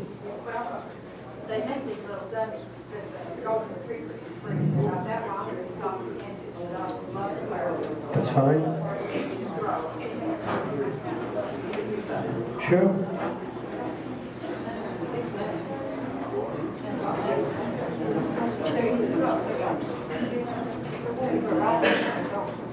Do we have a... Okay, so, excuse me. On the retrieve, on the flat, does it matter how the dog approaches the dumbbell and picks it up? I mean, if he goes around it or if he goes straight to it and picks it up? No, it doesn't. What counts is that the dog go at the fast pace, pick it up without hesitation, bring back at a fast pace. He picks it up from front or from behind, it doesn't matter. The speed that counts, the determination. You want the dog to pull around or to sleep on his way, going or coming back. So it is the spirit, of the exercise. All right, so let's go to protection here. Would you like to take one protection? Yes, please. Off leash. When you enter the field, on the search. Now, very important the search. You can be, you must stay in the middle all the time. It doesn't mean that you cannot make, let's say, 1 or 2 paces to the left or 1 or 2 paces to the right to show your dog the direction. But you must stay in the middle. You cannot go at the blind. And also, one misconception is that we call that search. But the exact translation will be quartering, which means basically you can consider you have 1 point per blind search. But if your dog searches 2 blinds in a row on the same side, this is not quartering, so he cannot get 2 points.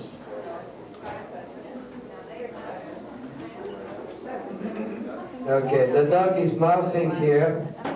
I've not been looking at it every second of it, so I cannot say if... Okay, I would consider this a bite.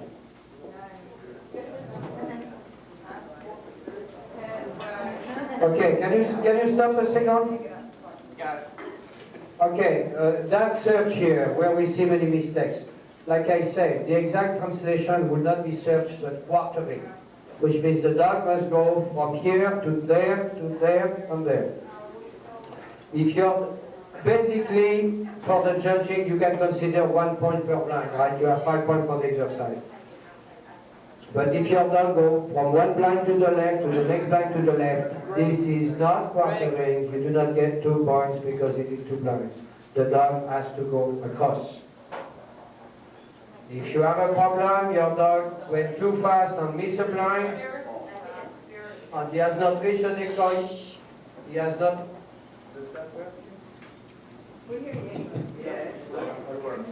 If he has not reached the decoy yet, you can always bring him back or make him search another blind on the other side backwards. That's one of the little tricks, but it is permitted. So I will do that unless your dog is not in perfect physical condition. and you realize he's getting tired of running. In that case, you might be better off losing 1 point, but keeping his breath for a nice parking at the blind. Like, if you put the dog to this blind, and then you sent him over this blind, he wouldn't go to that blind. And then you went to the next blind, and then you went to the 4th blind, and you did that blind twice. That doesn't count. If you missed a blind, you missed a blind, right? Is that 1 point off? In other words, if I missed 1, but I did 2, and then I did 3, and then I did 4 twice. If you make, you cannot make 4 twice in a row, no. But let's say your dog makes 1, skip, goes to 3, does 4, you can bring him back, or bring him back to 2. So yes, that will be permissible. Yes, you can use the dog name for that. On the sending the dog, how many commands can you give it? Can you say revere more than once? You mean for the search? Yes. Yes, the double command, like in obedience, when we say 20% of the points for double command, does not apply to protection. So you can say it like it. Yeah, in the search, yes, you can give him more than 1 command, yes. Can you say back, and then can you say find it, you have him go around it? Or is that a double command? Can you say a lot of different things? Or Yeah. Are you committed to 1 word when you start using that word? No. No, search, you can tell the dog search, find it, whatever you want.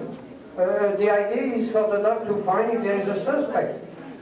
Always keep, or at least personally, that's the way I do it, I always keep in mind the purpose of the exercise. Rather than a show or a perfect letter, right turn or left. My goal to me when I send the dog the search is to find if there is a potential criminal hidden somewhere. And that's what really counts. But the dog must do it on his own, which means he must go search. I cannot go with him. If you go with him, it's like me having a guy with a revolver waiting for me, and I have to go with my police dog to search. That would be stupid. Right? But if I have to tell him 2, 3 times to go, so what? As long as he does the job. Command out the dog. You must use out. No. What? You can't say down.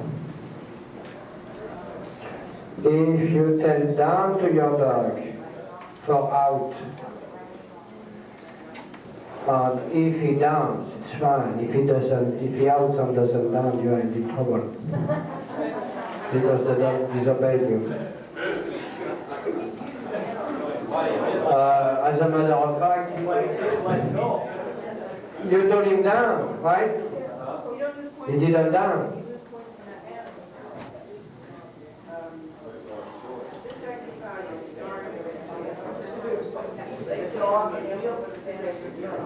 Basically, the line that you're going to walking. You think of another way, come on the field, basically, driving more than the first line you're going to send the dog to, that's point dog.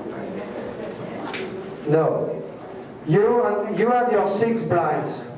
3 to my left, 3 to my right, or 4 on each, depending on the club. The judge will tell you, go over there to start. You will have the decoy, of course, which is not mandatory in the rule, by the way, especially if you have 8 blinds. But usually the decoy will be at the last blind. First of all, that's one thing here. You will know, as the handler, you will know where the decoy is, right? Or you will look. There is no penalty for you know it. One very important thing, you go with your dog at the start. Which blind do you start first, left or right? Fast, fast, fast. You don't have time, the judge is telling you move. The decoy is over there. He's on the left, you start the left. He's over there on the left. No. You start the opposite. Always in diagonal. The decoy is on the last blind to the left. You start your dog to the first blind to the right. So that you can go quartering and you have all your number of blinds. It's equal, but something you must know before. If you start to count, then my dog will do this, that, no, that doesn't work. Okay? Always the opposite. The decoy is on the right, start on the left. 1, 2, 3, 4, 5, 6.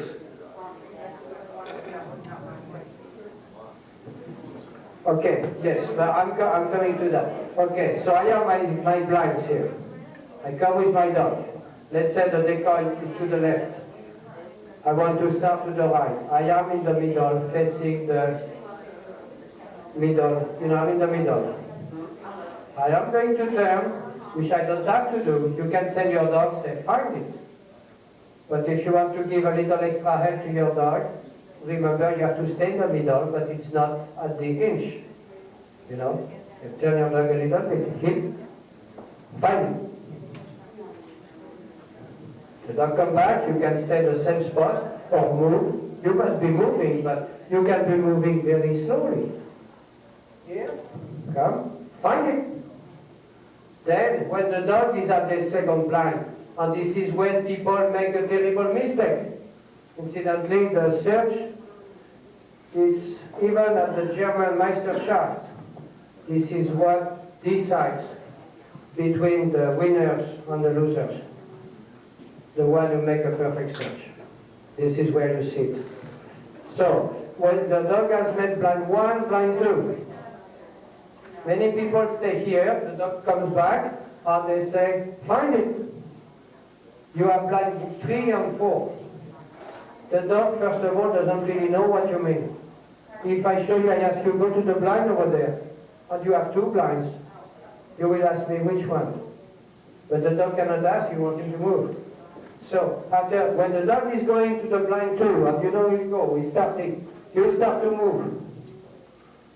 Call the dog back, and you are very close to the 3rd blind, you know, of course in the middle. Find it, so it is clear what it has to be. Besides, you will be closer to your dog, and the closer you are to your dog, let's face it, the more control you have. So you make your blind 4, and of course for the last 2 blinds, you cannot go too close. You have to stay at about 25 paces, which means usually, roughly, you know, about in between the middle blind, blind 2 and 3.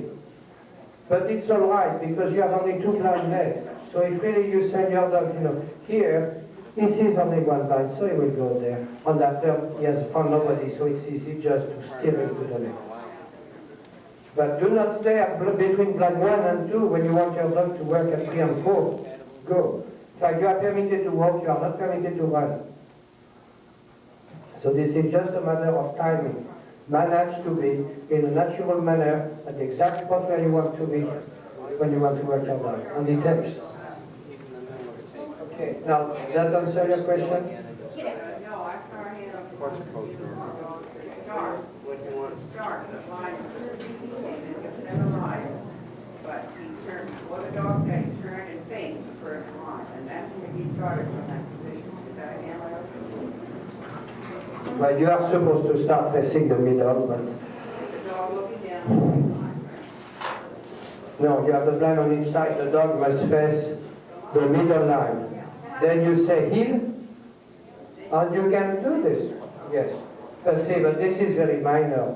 You know, if you have a normal 100-point dog, and we have championship, and you have 2 other dogs, 100-point dog, yes, and that's the only mistake made, yes, you will lose because of that. No.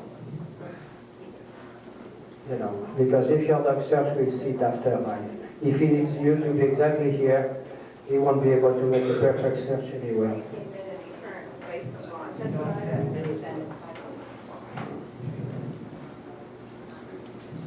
Yes?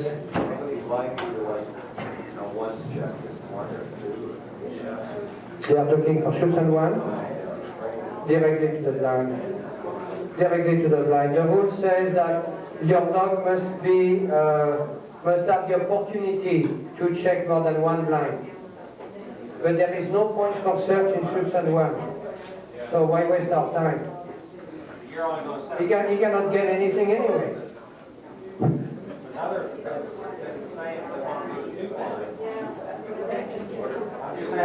They might do it, but they cannot take any points off if your dog does not go.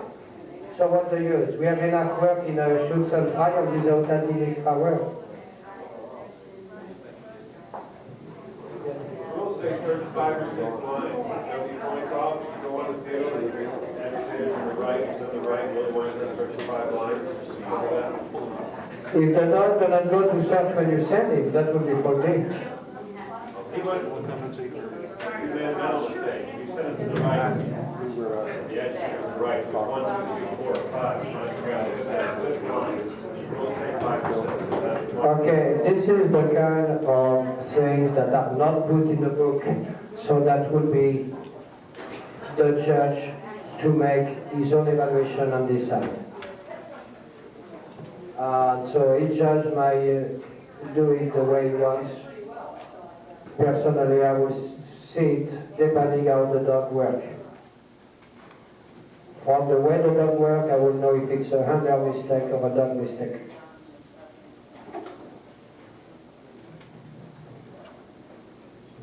Okay, so, do you want to finish that? Let's be very short now. Okay, the dog has been barking at the blind. On command from the judge, the handler come back at least 4 paces and pull his dog back to him. You cannot pick up your dog except for shoot and run. Okay, here very important where you place your dog. Can you stop on steel frame? He said there's something wrong with the unit, so Okay, very important here. Stop people place their dogs in any possible position. You have the decoy here. They put their dogs over there, 10 feet away, 15 feet away. That poor dog has a lot of trouble to catch it.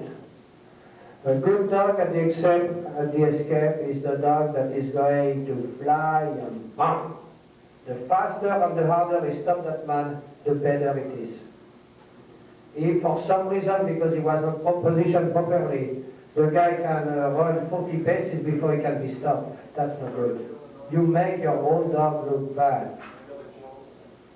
Put him close, you know, not touching the guy, of course, but close. And if you use your brain, even if you are the first dog on the field, you must have an idea where that guy is going to escape. Usually he doesn't have much choice.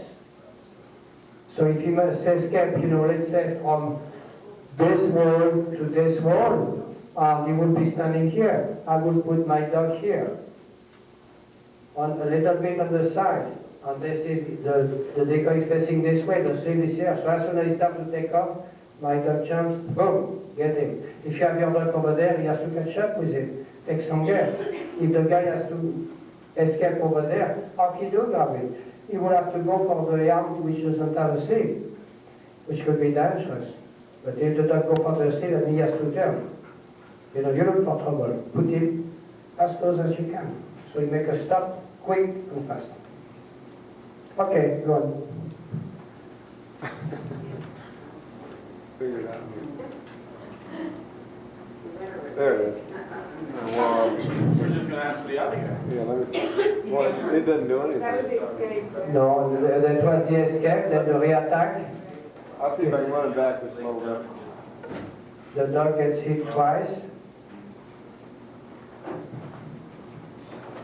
The dog must let go on one command. By the way, the rule doesn't say one command. The rule says one command is permitted, which means the dog is permitted to let go as long as he doesn't let go before the decoy stops moving. So the stop. But you can give a command. But the command is not necessary. The command is not required. Okay. Okay. Thanks. Now, the back transport here. The dog must be under control. You know, a dog that forces a teeny bit can close the eyes, but a dog that forces too much or get out of control, see, that dog has the tendency to be, on that day, a little bit too far. Must let go on one command and be guarding by watching the decoy and not the handler. Guy up in Chicago.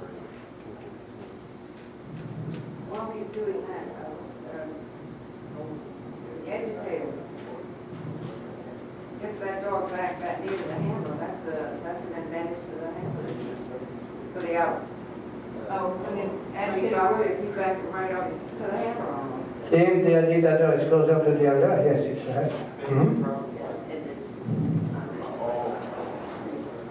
If you said hours and the dog didn't, and did out, should you praise him and say, good boy? Is that very policy or is it a little policy? No, after the dog is out? Well, sure, you can say good boy. Yes. Good. Well, no, from a distance, no, you cannot. Why? Because the dog is working when you say that. He's in the middle of the exercise, which is after you out, the exercise that starts is guarding. So you will be praising during an exercise, you cannot. Of course, if you are close to your dog, you know, the judge is totally the other way, you know, they say, good boy. The judge won't hear it, but watch out. If he catch you, you know, the same thing, that will be my dog. Courage test. Now hold your dog at the courage test before you send the dog. Build him up. I see too many people just watching the decoy run away. But yeah, but is it policy if you don't hold the dog? I mean, you can. You don't have to hold your dog. It's so much more impressive to see a dog sitting beside you under control without being held, jumping up and down, trying to stack out of the collar, you know, so. Yes, but for many dogs that gives them a more fighting spirit and defense. But you don't have to. No, you don't have to. You can keep him off leash, fine, but the day he goes, he anticipates, he goes before I tell you, then it hurts. For those exercises, especially courage test, do not send your dog before the judge tells you.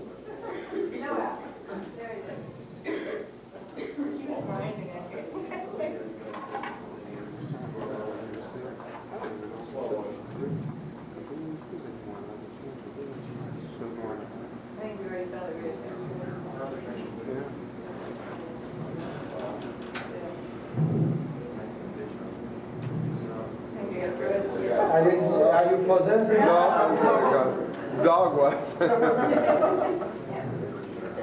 He wanted to show us how the dog was guarding so long, so well.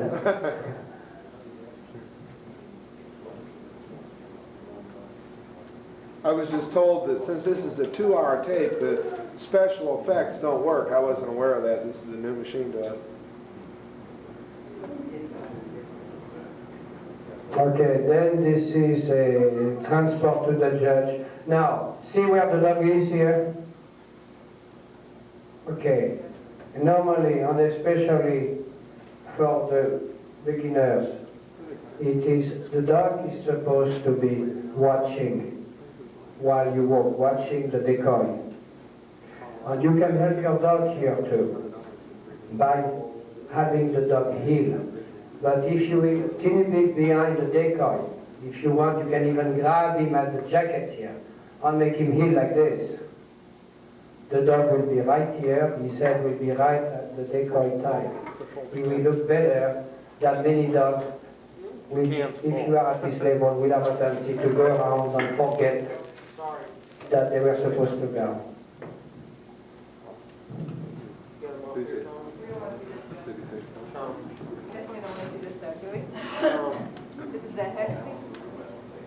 You want to run up forward a little ways? Okay, this is a search. You notice the dog went through the blind, but didn't go all the way to it. But there is one thing, really.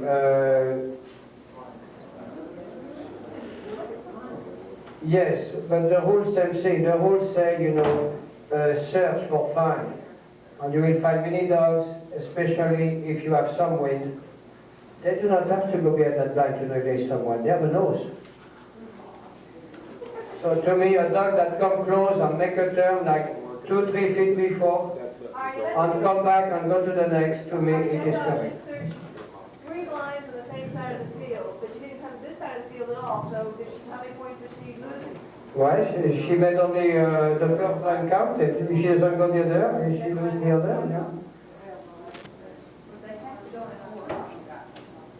Not necessarily in order, but they have to go across.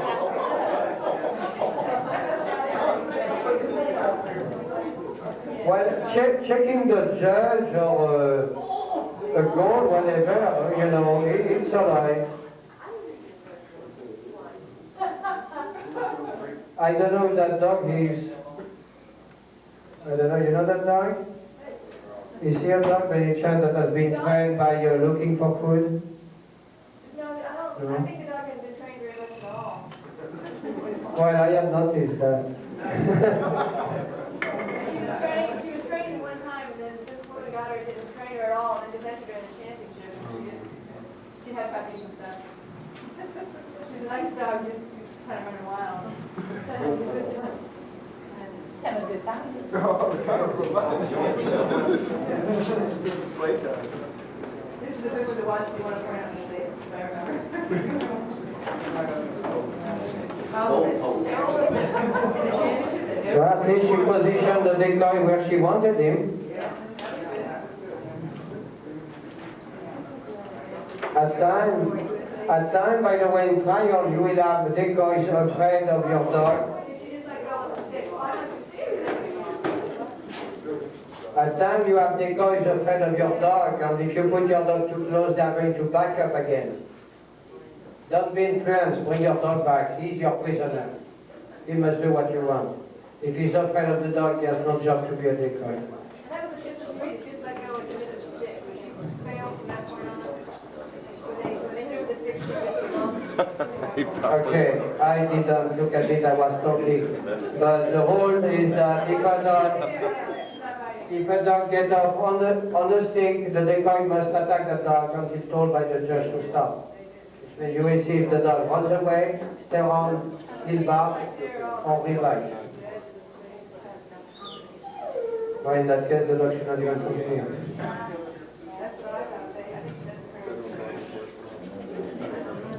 Yeah, that's it.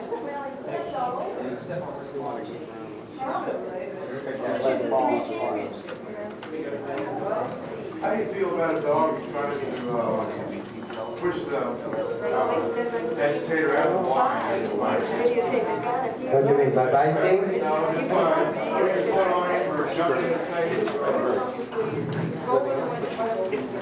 The dog is not supposed to touch. If it jumps, but it doesn't touch him. Okay, the screen is very green, and I'm going to turn it red on the camera now. Okay, here the decoy, it's Went all the way red now. I'm going to turn it back to half red. No, I don't think so, because if the dog Half has red strong, that means he has seen enough, which as a judge I'm sure he has seen. But that Quarter means red the dog would have been run off the field. He knows it, I know it, but in that case you say, Back I'm to the sorry center not to now. bite. You don't continue. If you continue, that means the performance was satisfactory, or very borderline. But Okay, to me, it's still there was green. I'm going to turn it into borderline. blue, all the way to the blue now. Okay, halfway back now. Yes, the only time the dog has to bark is at the blind when he finds that he Get quarter of the way back now. They do not have to bark any other time, no. Some people teach their dog to bark for different reasons, like to make sure the dog will continue looking and guarding. The iris It is is a a certain plus. philosophy. Now I'm going to put it in the But it middle. doesn't have Now. to. Dog that bark doesn't get any I'm more. going to put it on a negative now. Back up to the plus. If you have two, Both dogs did a routine perfect, one bark on his escapes, one didn't. no. Bark, bark, every time you freeze, he goes bark, bark, bark, bark, bark. Let's watch a hot day, a lot of people like it. Would it be easier for the dog? Make him longer, not bark. When you really look at the protection routine, even in shoots and treat, the total thing is very short. Really. The exhaustion will be more nervous, but those dogs are strong. What really will exhaust them will be the quartering if you have a huge field. You know, like this one looked to be. Oh, that was the championship? Yes. So this will exhaust the dog if he's not in good physical condition or if it's hot and humid. I think this is where the dog barks, turning around away from the east dog.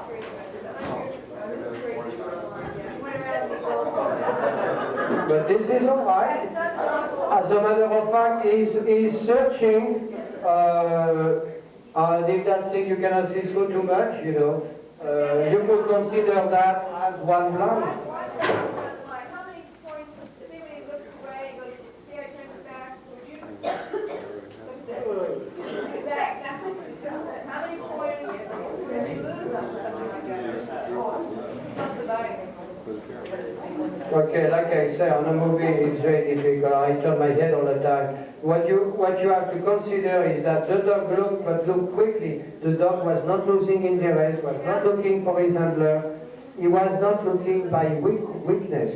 It was not a weakness.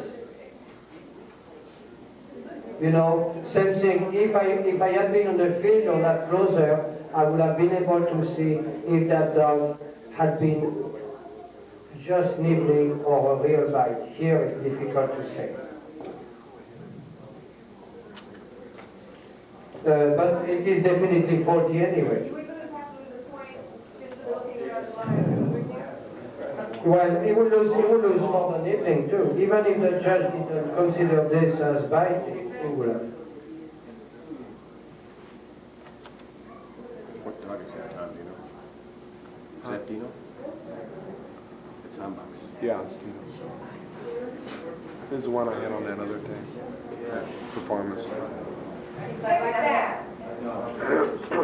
That's okay, that's I like old Dino. Yeah, this dog, he looks very good. He sure is. He's not perfect. He's not like here. He's looking at the yes. Seem to be using him as much as he used to. From the behavior of the dog here, I can tell you that the handler has a code with his dog. He has a way to make him bark and comment. It's obvious. You bet. I don't know the dog, but I'm sure.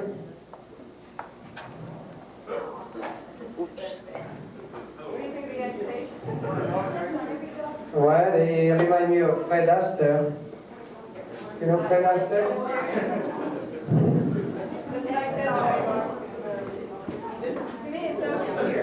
Again, the dog is barking at the handler, not at the decoy. This is not a garden. I did he do good? How about pizza?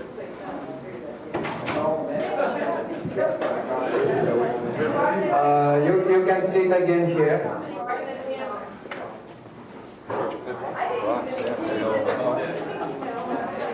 Let's have a rejudging of this trial.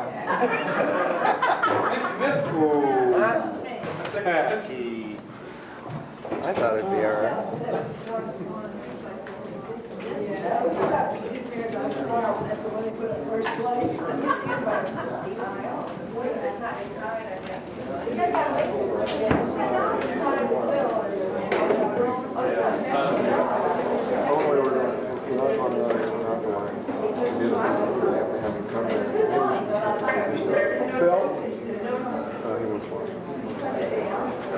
Tomorrow morning,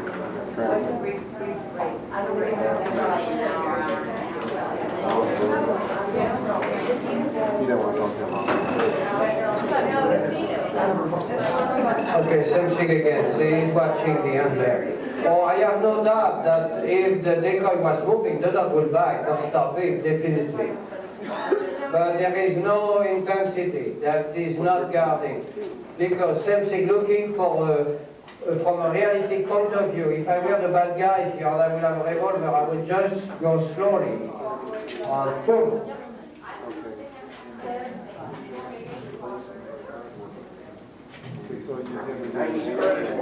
No, that was a very good performance, but it is not excellent performance. There was lack of intensity, but in the high level.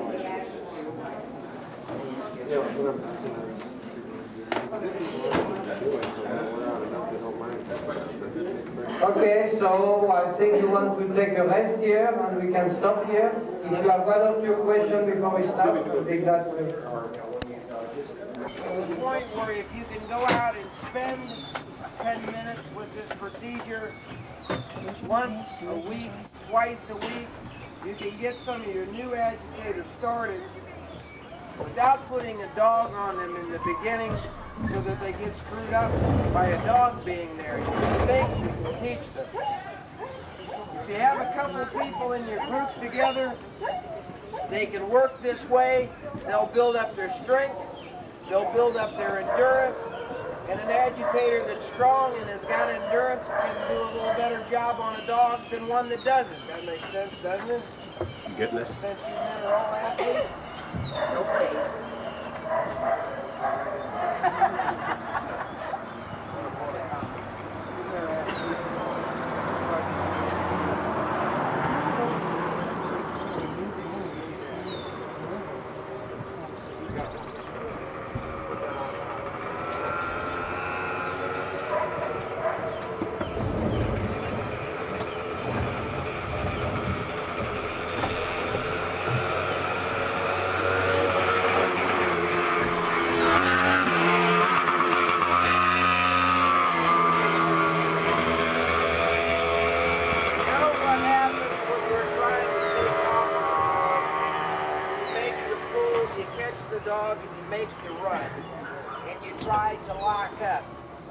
Difficult for some people to lock up in the beginning because the dog is pulling and pushing and so on you and trying to get you to move, which you can't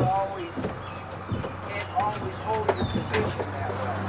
So what we're going to try to do is get him to where he can work and hold his position through training. It's like getting your sea legs a little bit without having a dog pulling him around, making mistakes that's going to hurt the dog. So what we'll try to do here is show you a little bit how this thing works.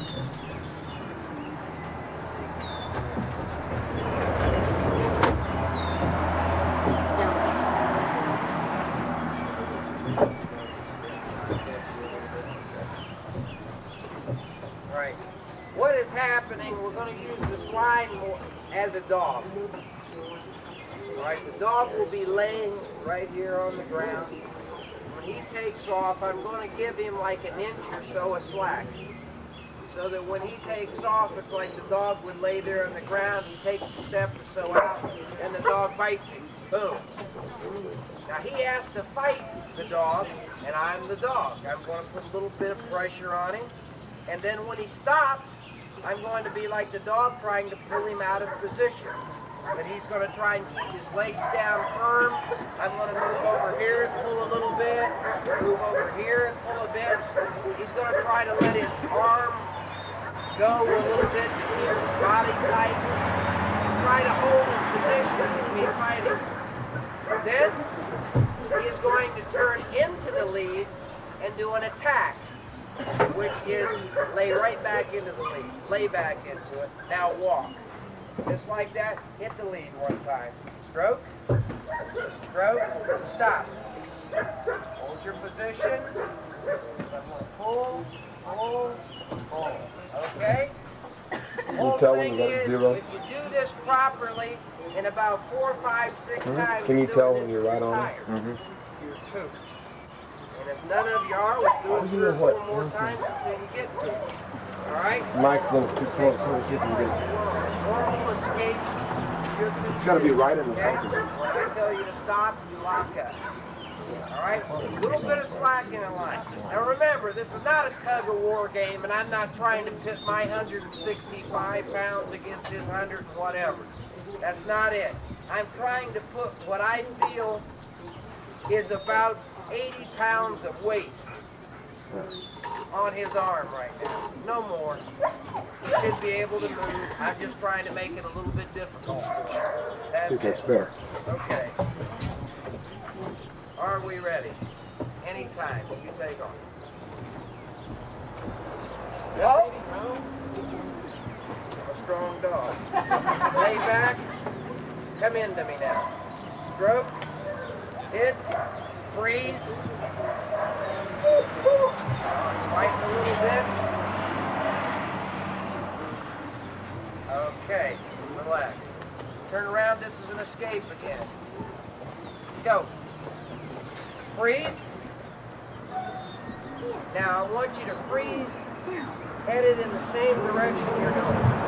Just like you would.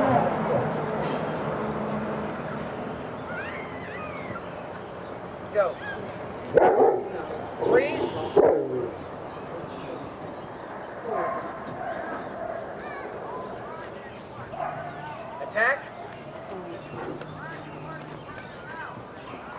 Freeze. Okay, we got the system. All right, I want you to all buddy up. 1, 2, 3, 4, 5, 6. And I want you to work somebody here. Okay? Help me watch a little bit. Get a buddy.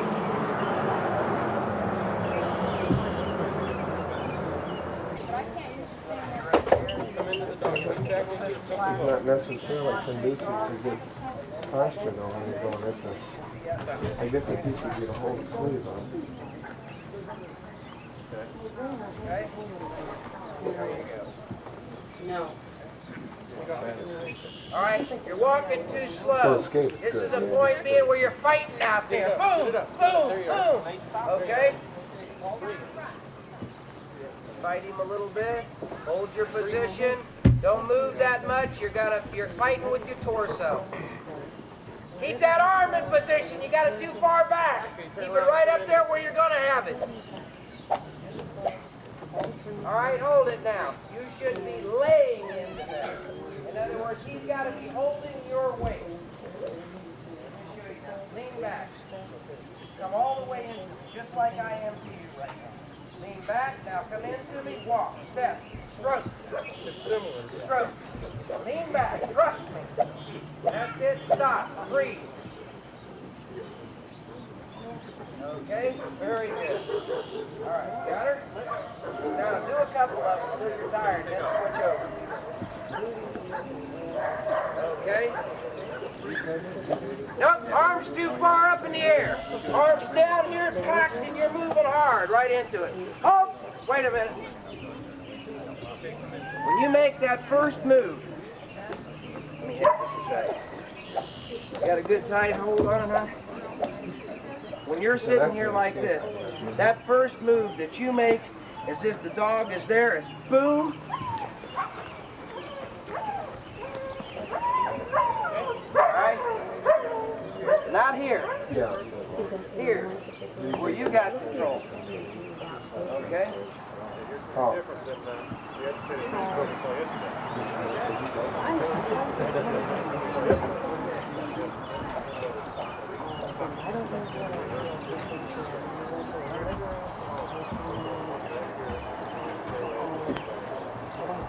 This stick exercise. When you are the agitator and you're working, you've got the sleeve on, you're hitting this lead, you're practicing hitting it high, left side, right side, fake, hit it here, hit it here, hit it here. It's becoming accurate with this stick. So you don't poke the dog in the eye. You don't hit him in the ear. Poke him in the ribs. Fall over the top of the poor beast. All of this is practice, where you become proficient with this stick. I can wave it. I can move it. I can hit. That's what it's for. Don't go out there like a machine. This is nothing. Anybody can swat flies. You're practicing. You're moving. Boom. One little hit. Hit him on the other side. That's over here. Hit him on the right side. That's over here. Practice this. Now remember, it's the same thing. If you happen to weigh 175 pounds and you're working 115-pound, 120-pound lady, don't be pulling 9 with all your strength, because obviously she can't pull you. You have to have a little feeling here, the same way as training a dog. Put the proper amount of pressure on. If you're trying to hold a person and you keep pulling them over, obviously you're pulling too hard. If you do this correctly, the person will build up strength in their legs, they will build up their balance, and when they're working your dog, they can work it better because they're stronger. This builds up the chest, the arms, the lengths, and your accuracy with this thing. If you do it right. If you go out there and make a tug-of-war match out of it, forget it. Don't do it at all. Because it's a useless exercise.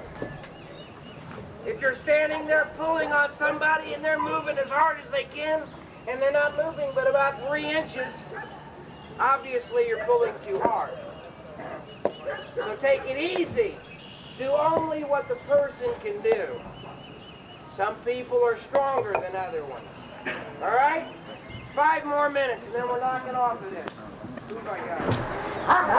Hey! That's great. Come on down. What?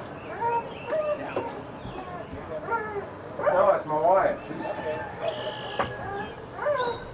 If you can't find number 6, go to number 7. And I can definitely tell you ain't her. You ain't her.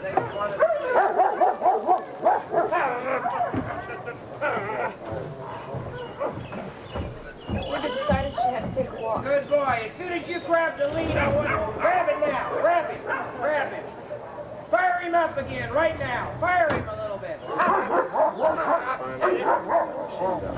What you do, walk the dog?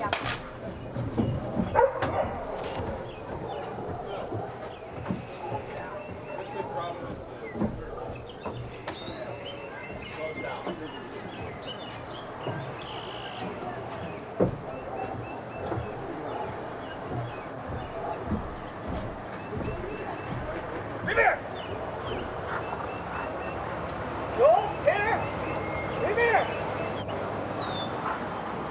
Break it down now, now, go, go! Good boy. Go up there and get that collar, quick, quick, quick! Agitate him now.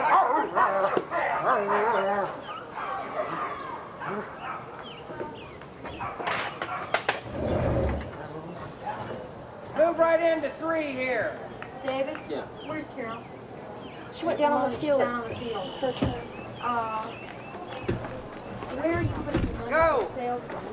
Good boy. There's one in Right there. there. Schultz, here. Right there.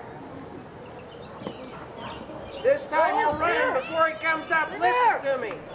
Listen to me. Go.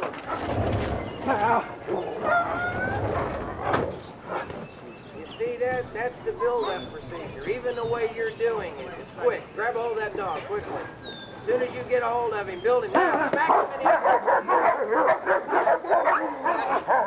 That's good. Let him go now. Attack.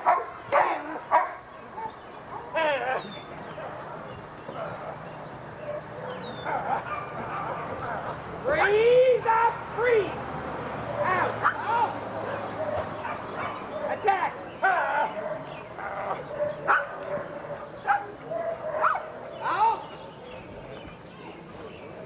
Out. Ready? Go. Drop him. As soon as you can, get up there at this rate. We're going to make a little civil on him now.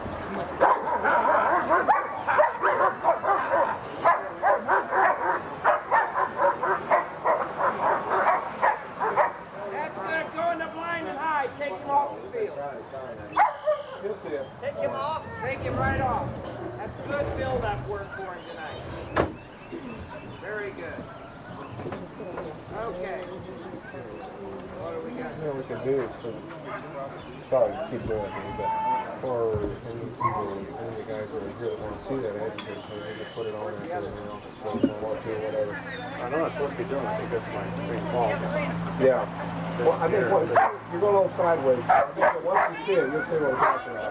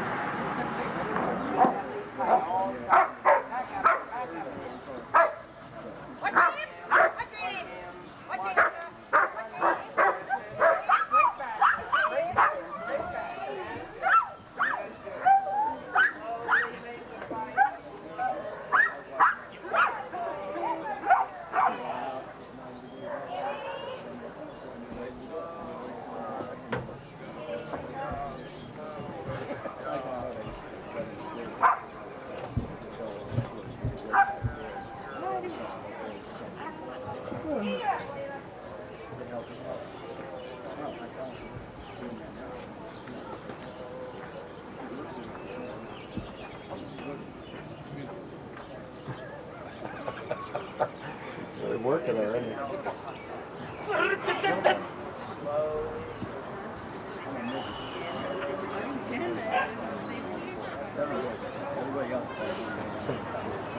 interesting.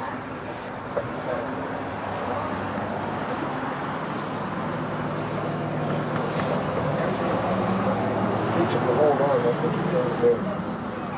Fishes have a tendency to drop off too soon. Yeah. What do you say? Nothing. You can't be. That was a long talk. Oh, we let you sleep 20 minutes late this morning. How many hours did you sleep from me the night before, the night before, the night before?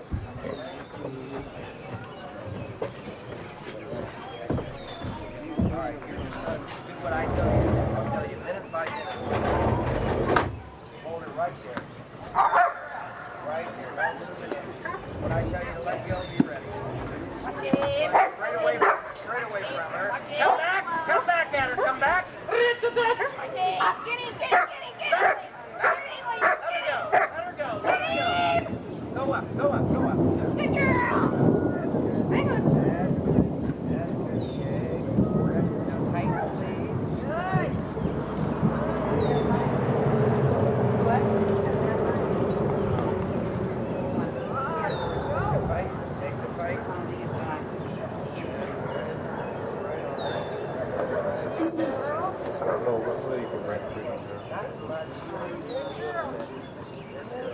Like a worse Eat him up. Come on, get it. Just trying to get it, eventually get stop with it and get it pretty far out. So you slow down, till you stop it, so still hang on. That's different with different dogs. Like with my male, when I stop, I want to go. I don't want to have to get with the male. The male, I'm suspecting the male. What is your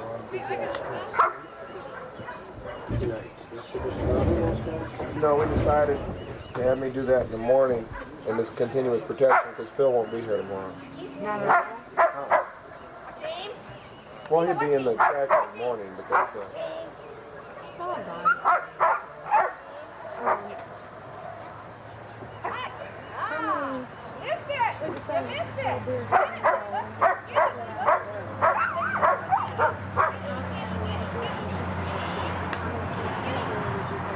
I get about 15 cases of bush. You can be selling beer right now. I know, that's what kind of decided. Oh, You got to push out the liquor cameras and start selling beer. Last night.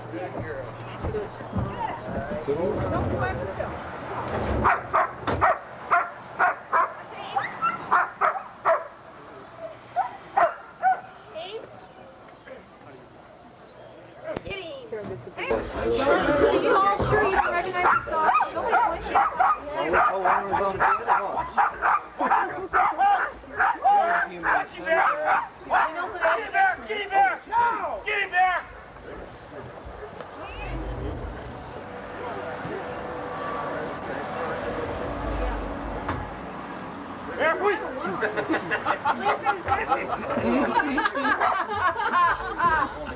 Get him, Bear! Good squirrel. I know the pants are up here. I'm right. Watch me go when your pants get here. Lacey, is that the one you got your on? Get a one on Lisa, you know what Ed's fake bitch looks like? Yeah, I sure do. Now, is that her? Well, I say, he just about had it. Oh, did he? Yeah, he's just ready to pull it off. Yeah. What happens? He come back in? Well, if he's lately, he's been on his sleeve a lot more than usual. Yes. You want him to go by. All right, let's try it Yeah. again. What are you going to do? Give him the no here? That's smart. We call Judy and make it 10. Angel. Everybody else. Well, Sunlight. No. Give us 10 minutes. The agitator back for the hour. All right, let me distract him a little bit. I'm right here. Well, Okay, send him on out there again, then send him in. I'm gonna try to distract him a little bit. Put him down in the line. Huh? I'm gonna throw this choke chain at this. You got a total suit coming, alright? You got my other sleeve prepared?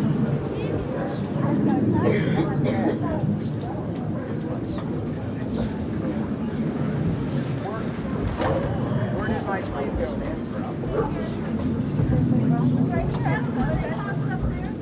Maybe halfway through next place. What? You talk a little more about I don't mind taking a puppy, but if I take something from you as a train, I want to do a good job, and if I do a good job, I can't just take it and pick it up.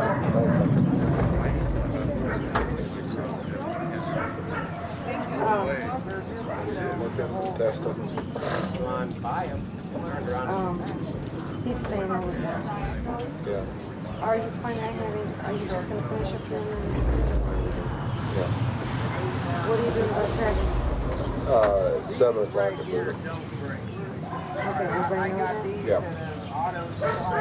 I'm gonna lay, do what John Clark said with next week.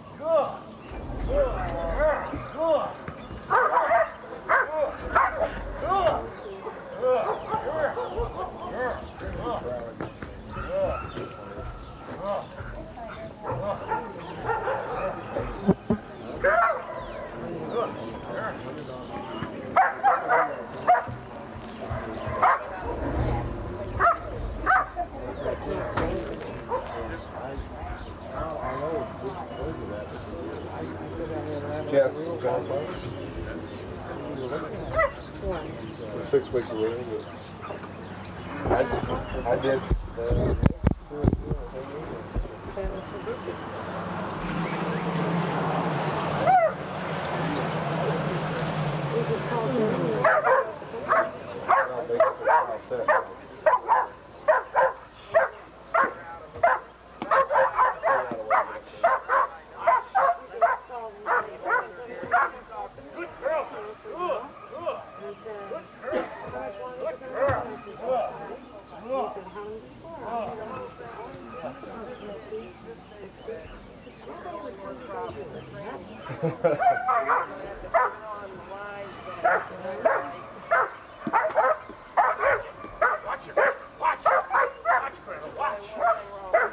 How old is Gretel?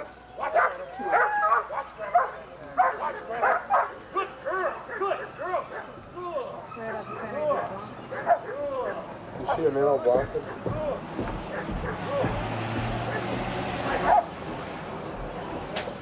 I'm going to take Blanca down here. She hasn't had anything. She's bananas. Take her down. Go ahead. That'll work. This with these on.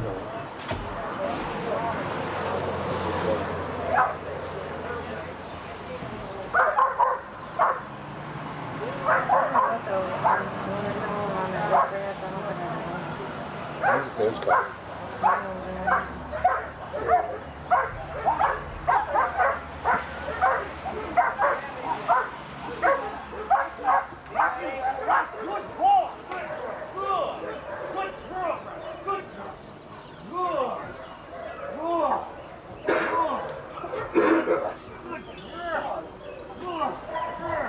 Oh, great, didn't look at him.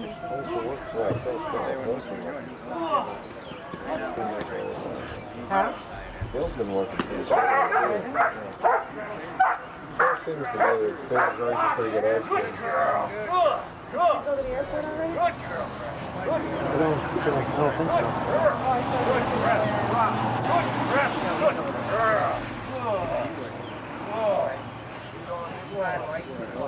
Oh, bring your dog along? No. Maybe not.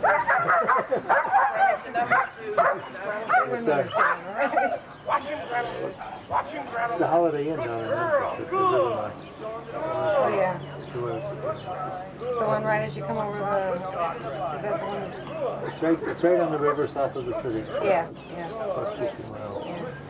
Kind of a place to watch the dog. I think they use that as shelter for National Specialty. Then the other thing going to Washington. That's right. From there, Washington, I'm staying in Easttown Plaza. There's the river.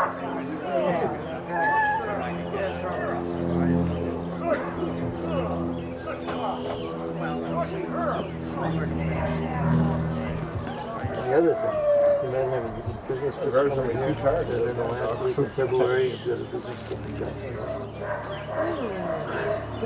In May, last week of May. That's right. So we're going really well. My wife will do everywhere around.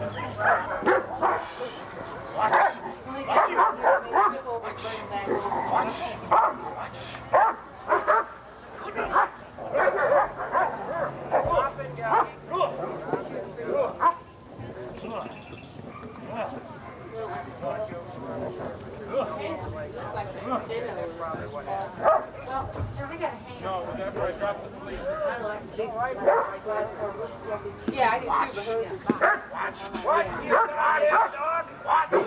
Watch him, Angel. Watch him. Good girl. Good. Good. Good. Good. Good. That's it, girl. Good. Good. the head. Yeah, almost as she does. It's like, you know.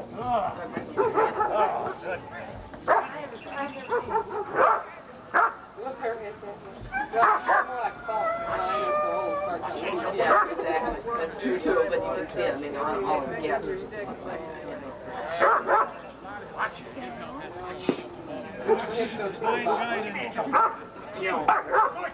Watch it. They did the twist that we weren't open. Good girl. And jumps there. I think so. We found the kid at this time of year. Good girl. And Sweetheart. Fighting good, honey. Good girl. Good girl. That's a nice baby. Good dog. Good girl. Good old girl. We'll stop and go. Good old girl. Good girl. emotional attachment there is. Purple is the breeder, and I don't really know for the damn side. But that's a long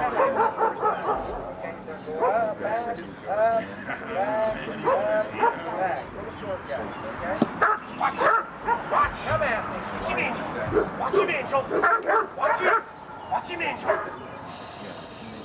Watch him, Angel! Game, Angel! Game, Angel! Good girl! Good! Good, Angel! Good! Good! Good! Good!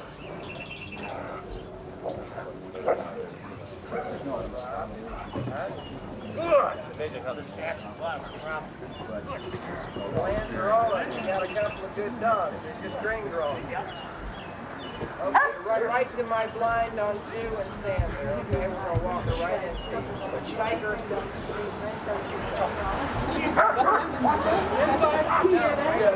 I'd much rather hear that than so I'm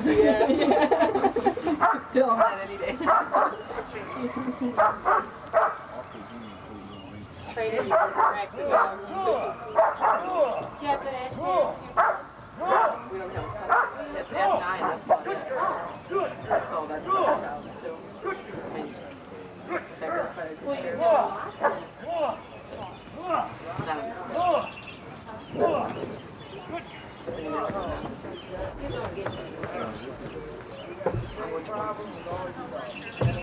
Oh, he got one on Saturday. We're gonna go for a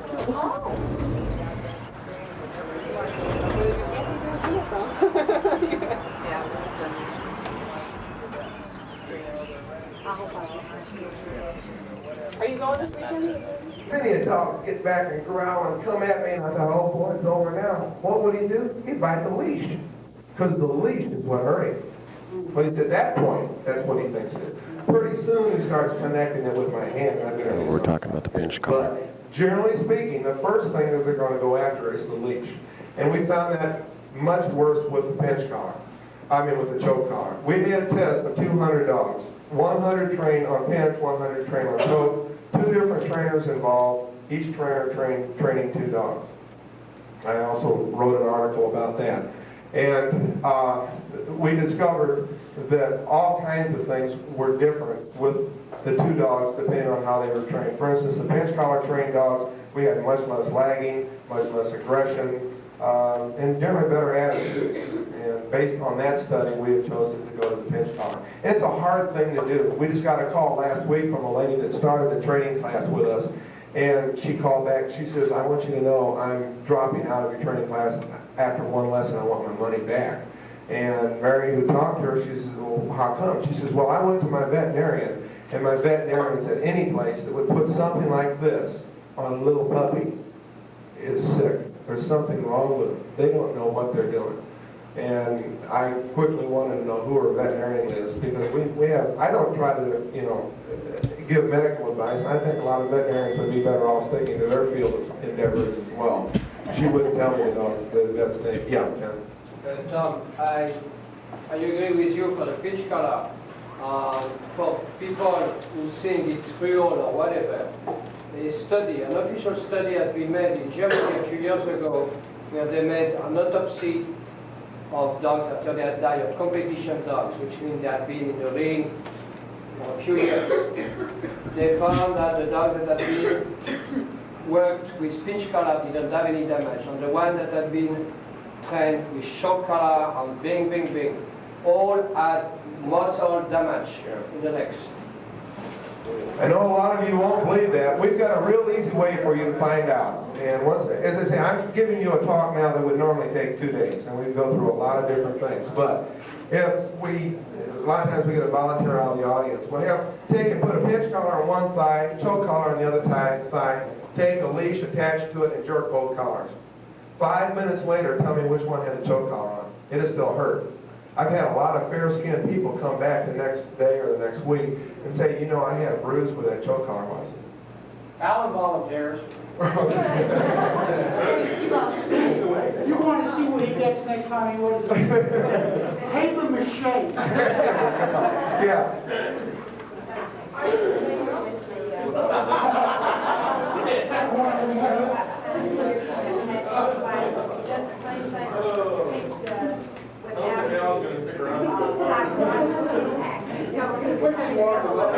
Talk to you about that later.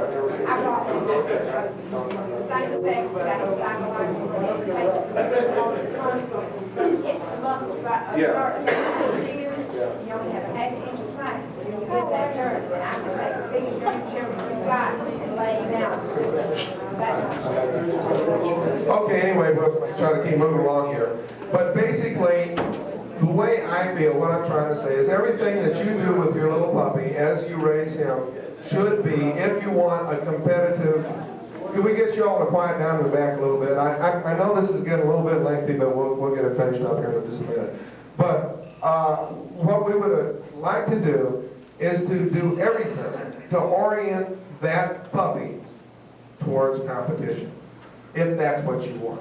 And that's what I'm talking about. This is what I want. Okay, I still have a good time with my dogs, and we do a lot of fun games.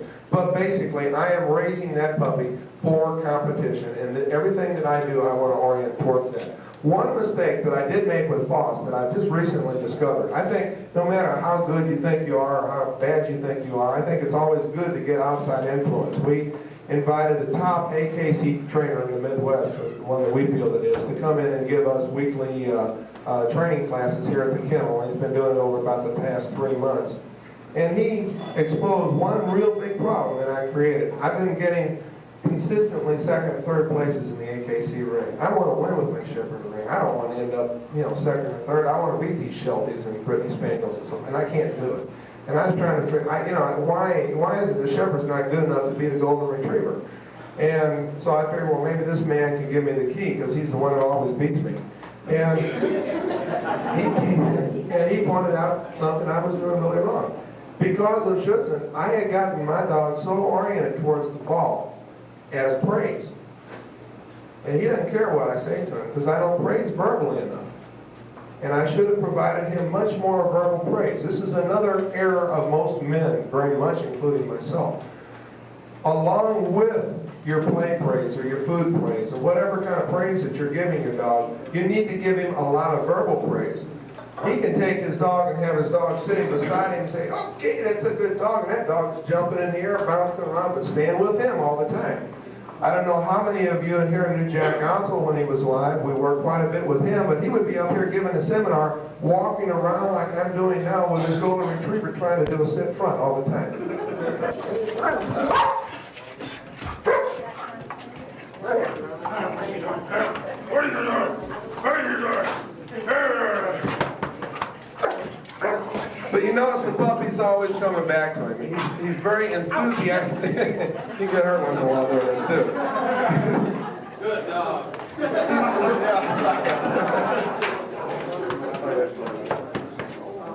But basically, this is what we were talking about a minute ago with just the rough-up training. Greg, you want to have somebody bring Foss down too? He's in the house, I think. Yeah. Do you think it's necessary to start that rough house training in 8 weeks to get the results like that in 4 months? To start that young, you mean? To get that in 4 months? Well, no, he started him as a 6-week-old puppy. Do you think that you have to start Oh, no. 6 weeks to get that? No, you could probably start this at a year of age, but I think it's a little bit better if you start younger. It's just like a guy's going to make a better Marine or a better soldier if he goes into the Army at 18 than if you try to draft a 35-year-old son to go out and do all these things. You don't think it's possible that that little bit of fear that you're hitting him with right there in the first starting to be detrimental, or if he was starting a little bit later and building up to it without using the fear factor and have the same results in 4 months?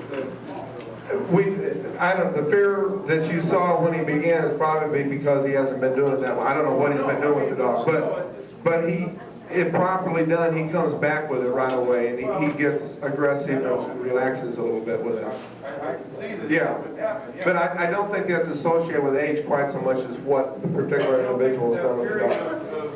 Socialization between 7 and 12 weeks. The fear period that they call it. Right.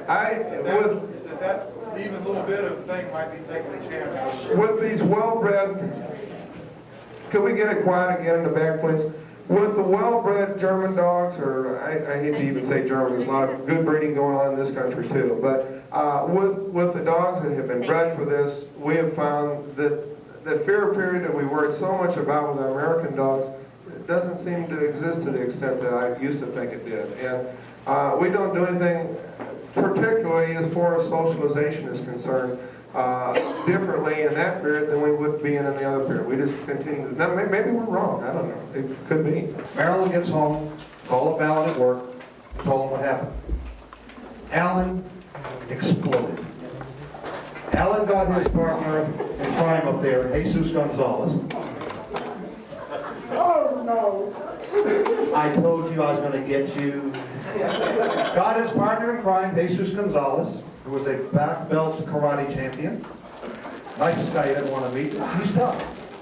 They get into the car and drive in speeds of excess of 100 miles an hour to the gas station.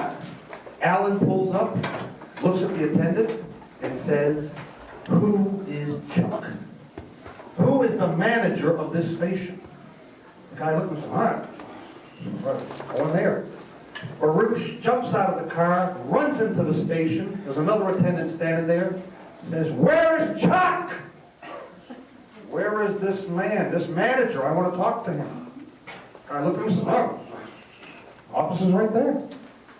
Baruch goes up to the door, rips off his jacket, throws it down, goes to the door and takes his fist and pounds on the door, screaming, "Open the door!" So the door opens up, and there are these 6 guys standing there, and they're looking at this guy like he's an idiot. He turns around, looks at Jesus, and says, "Heel." Guard. So, of course, Gonzalez is standing in front of the door. He's going to guard it. Nobody's going to get his back. These 6 guys are looking at him like he's an idiot. Says, all right, where's the manager? Guy's sitting behind the desk. Looks up at him and says, I'm the manager. And Baruch tears into him, screaming, yelling, going into a fit with only one minor problem. It was the gas station across the street. He was in the wrong gas station. Here's Alan Baruch.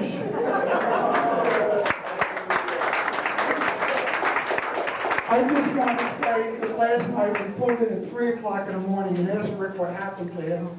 He ran from 2 adjoining rooms, locked himself out of his, double bolted it, and sometime with the security guard they had to get Bob Daly to crack through the door so he could go back to sleep at night. So consider this source. That was a true story. I was embarrassed by it. I've got a little bit of a difficult job to do over here. I want to talk about equipment. I don't want to talk about monitors. I don't want this to... Do I have to have this? Can everybody hear me? All right. I don't want to talk about equipment like it's being hawked, because that's not the purpose of this. What's happened is that the Schützen community has gotten a lot more sophisticated over the last 3 years. Things that were applicable or things that were acceptable to the community as a whole is no longer acceptable. And for that, everyone can feel very proud of themselves. There was a time that we used to settle, every single solitary one of us settled for whatever was put in front of us.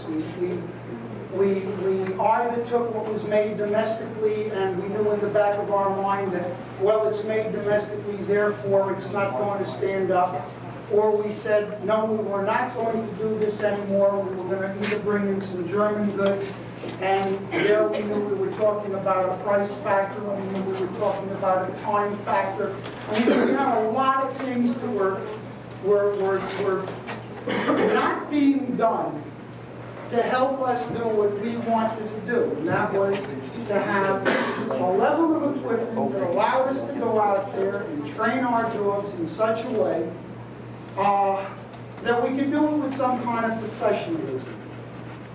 About 3.5 years ago, at the time I had a partner, most of you know him, Lenny Messina.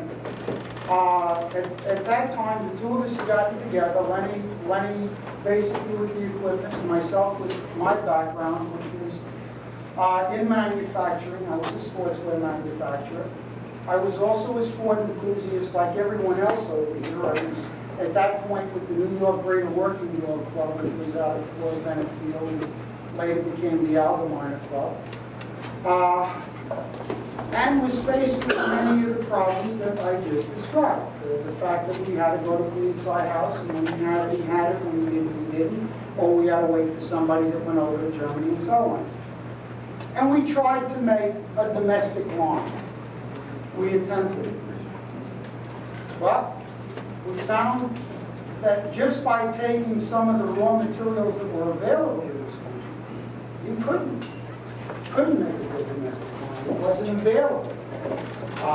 The raw materials that the Europeans were using were expressly available to the European market. They weren't available to the American market. So over the first 6 or 7 months that this particular company was in existence, we were maybe a little better or a little worse than some of the other companies that were out there. And we were producing as best we could a product. Something was going on at that time. Something was going on with Schützen people at that time. And police and the military.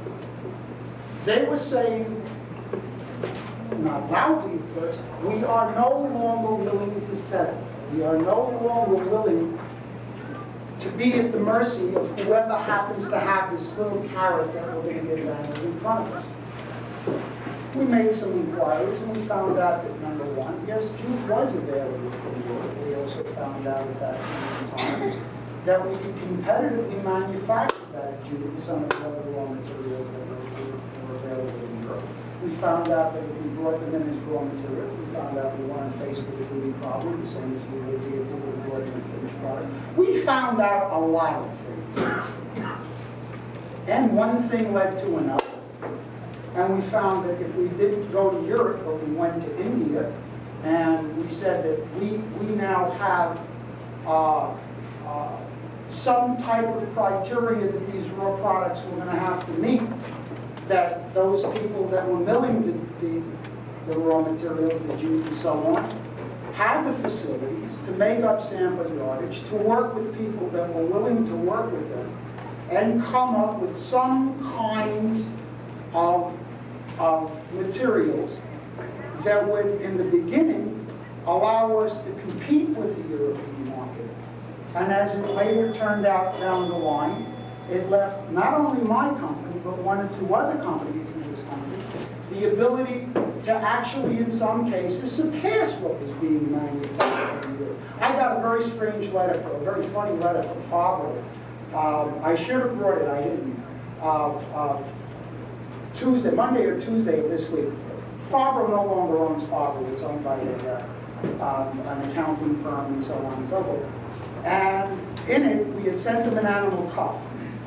And the first part of the paragraph that pertained to the animal cup was, we have this product here in Europe.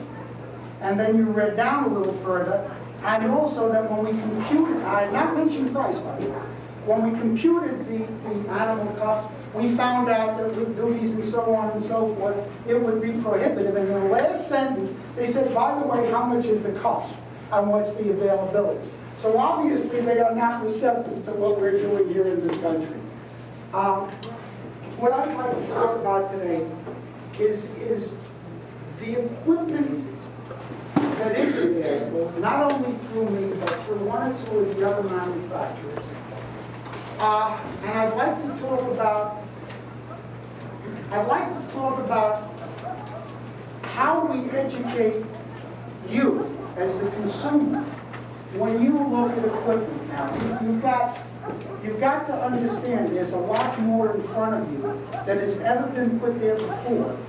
And it's only through your education as to knowing what's involved in the manufacturer or the manufacturer of some of these products that you're going to be able to, before you invest the money, know or have some kind of an idea what you're buying. I brought up an interesting point, what I thought was an interesting point, about who should or who should not manufacture, and what should be the first question that you look at when somebody like myself comes up, holds up the sleeve and says, buy this because it is good. This sleeve I believe to be good. I believe it because I've used it. There are things about it, for my particular viewpoint, that I like about it. There are things that I don't like about it. That very person, that's how this sleeve relates to me. Let's say I made this sleeve out of paper mache. This is now a paper mache sleeve. And I go over to you and I say, will you wear this paper mache sleeve and work a shits and free door? Would you wear it? Okay, why not? I'm telling you it's good. I'm a manufacturer. I'm telling you paper mache is good. Why wouldn't you use it? Why don't you ask another question? Would I use it? What I'm trying to bring out is it takes two things to manufacture. One, it takes an ability to know what you're doing, to have a basic knowledge of what you're doing. You've got to know what materials work well together, how to construct it, where the stress points are, where it should be reinforced, where it shouldn't be reinforced. That's a technical background. That gets you to point A. Point A is still not a good sleeve. We don't know if it really works. We're talking with you. Point B is when that man who made the sleeve puts the sleeve on, stands in the blind or does a courage test, works that dog with that sleeve and starts to work some of the bugs out of it. Not one person in this room can turn to somebody else and explain fully what a particular dog felt like in that blind or what a dog felt like on the pepper. You can't explain it. It's something you must feel. In order to manufacture this highly specialized material, you have to have both. You have to have a knowledge of manufacturing, and you have to have a knowledge of doors. You have to be into the doors. You're lucky. You've got not one company, you've got a number of companies that fall into that category. I keep forgetting his name, and I do want to talk about him. Who's the guy on the West Coast, Rick? Canine Equipment Company. That's Bill Ipshin. Bill Ipshin is a perfect example of someone that, one, has a good technical background, and secondly, has a good background with doors. Thirdly, the man making this equipment has got to have one primary idea in mind, or whatever standard for his company, and that is, you have to know your customer. And your customer is not the man wearing the sleeve. Your customer is the other end of the leash. That's that door.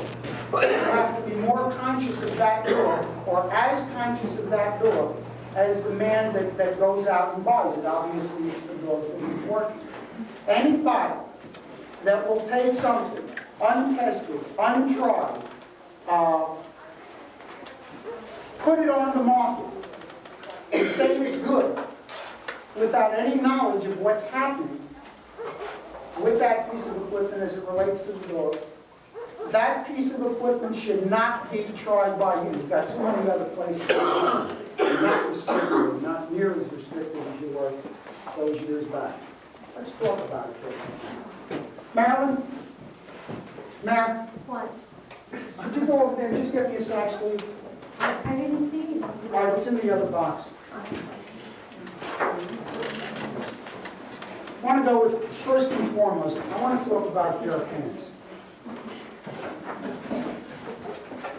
When you're going to look at a pair of pants, understand one thing. Basic premise in any piece of equipment. How much protection are we going to sacrifice for weight? Other than maybe going out there with some aluminum thing that might weigh very little and protect you and probably crush the girl's mouth, we are going to go to some kind of a leather, cloth, suit product. If you are looking for maximum mobility without the protection, such as, let's say, most of you have seen Phil Holscher, when he puts on those very lightweight pants. He's going to tell you that a mouse can bite through them, but that's not why he's got them on. They may weigh 2.5 or 3 pounds, but he's not going out there and telling you to take bottom hits on them. Any more than I have the films that we've been showing later. We've now made up a suit, a full jute suit, which is started after the ring speed. It weighs 38 pounds. But if the German Shepherd is going to bite on your body, you're not going to get away with it in 4 or 5 or 6 or 7 pounds. There is a direct relationship to the amount of weight that you're going to carry to the amount of protection it's going to afford you. There is no way around that. That is a definite fact. That is a fact that every manufacturer has to deal with. We felt that we'd reached a happy medium. We ran somewhere around 9 pounds. Yes, a door can go through them. Yes, they will probably afford you a tremendous amount of protection on that cheap bike coming off.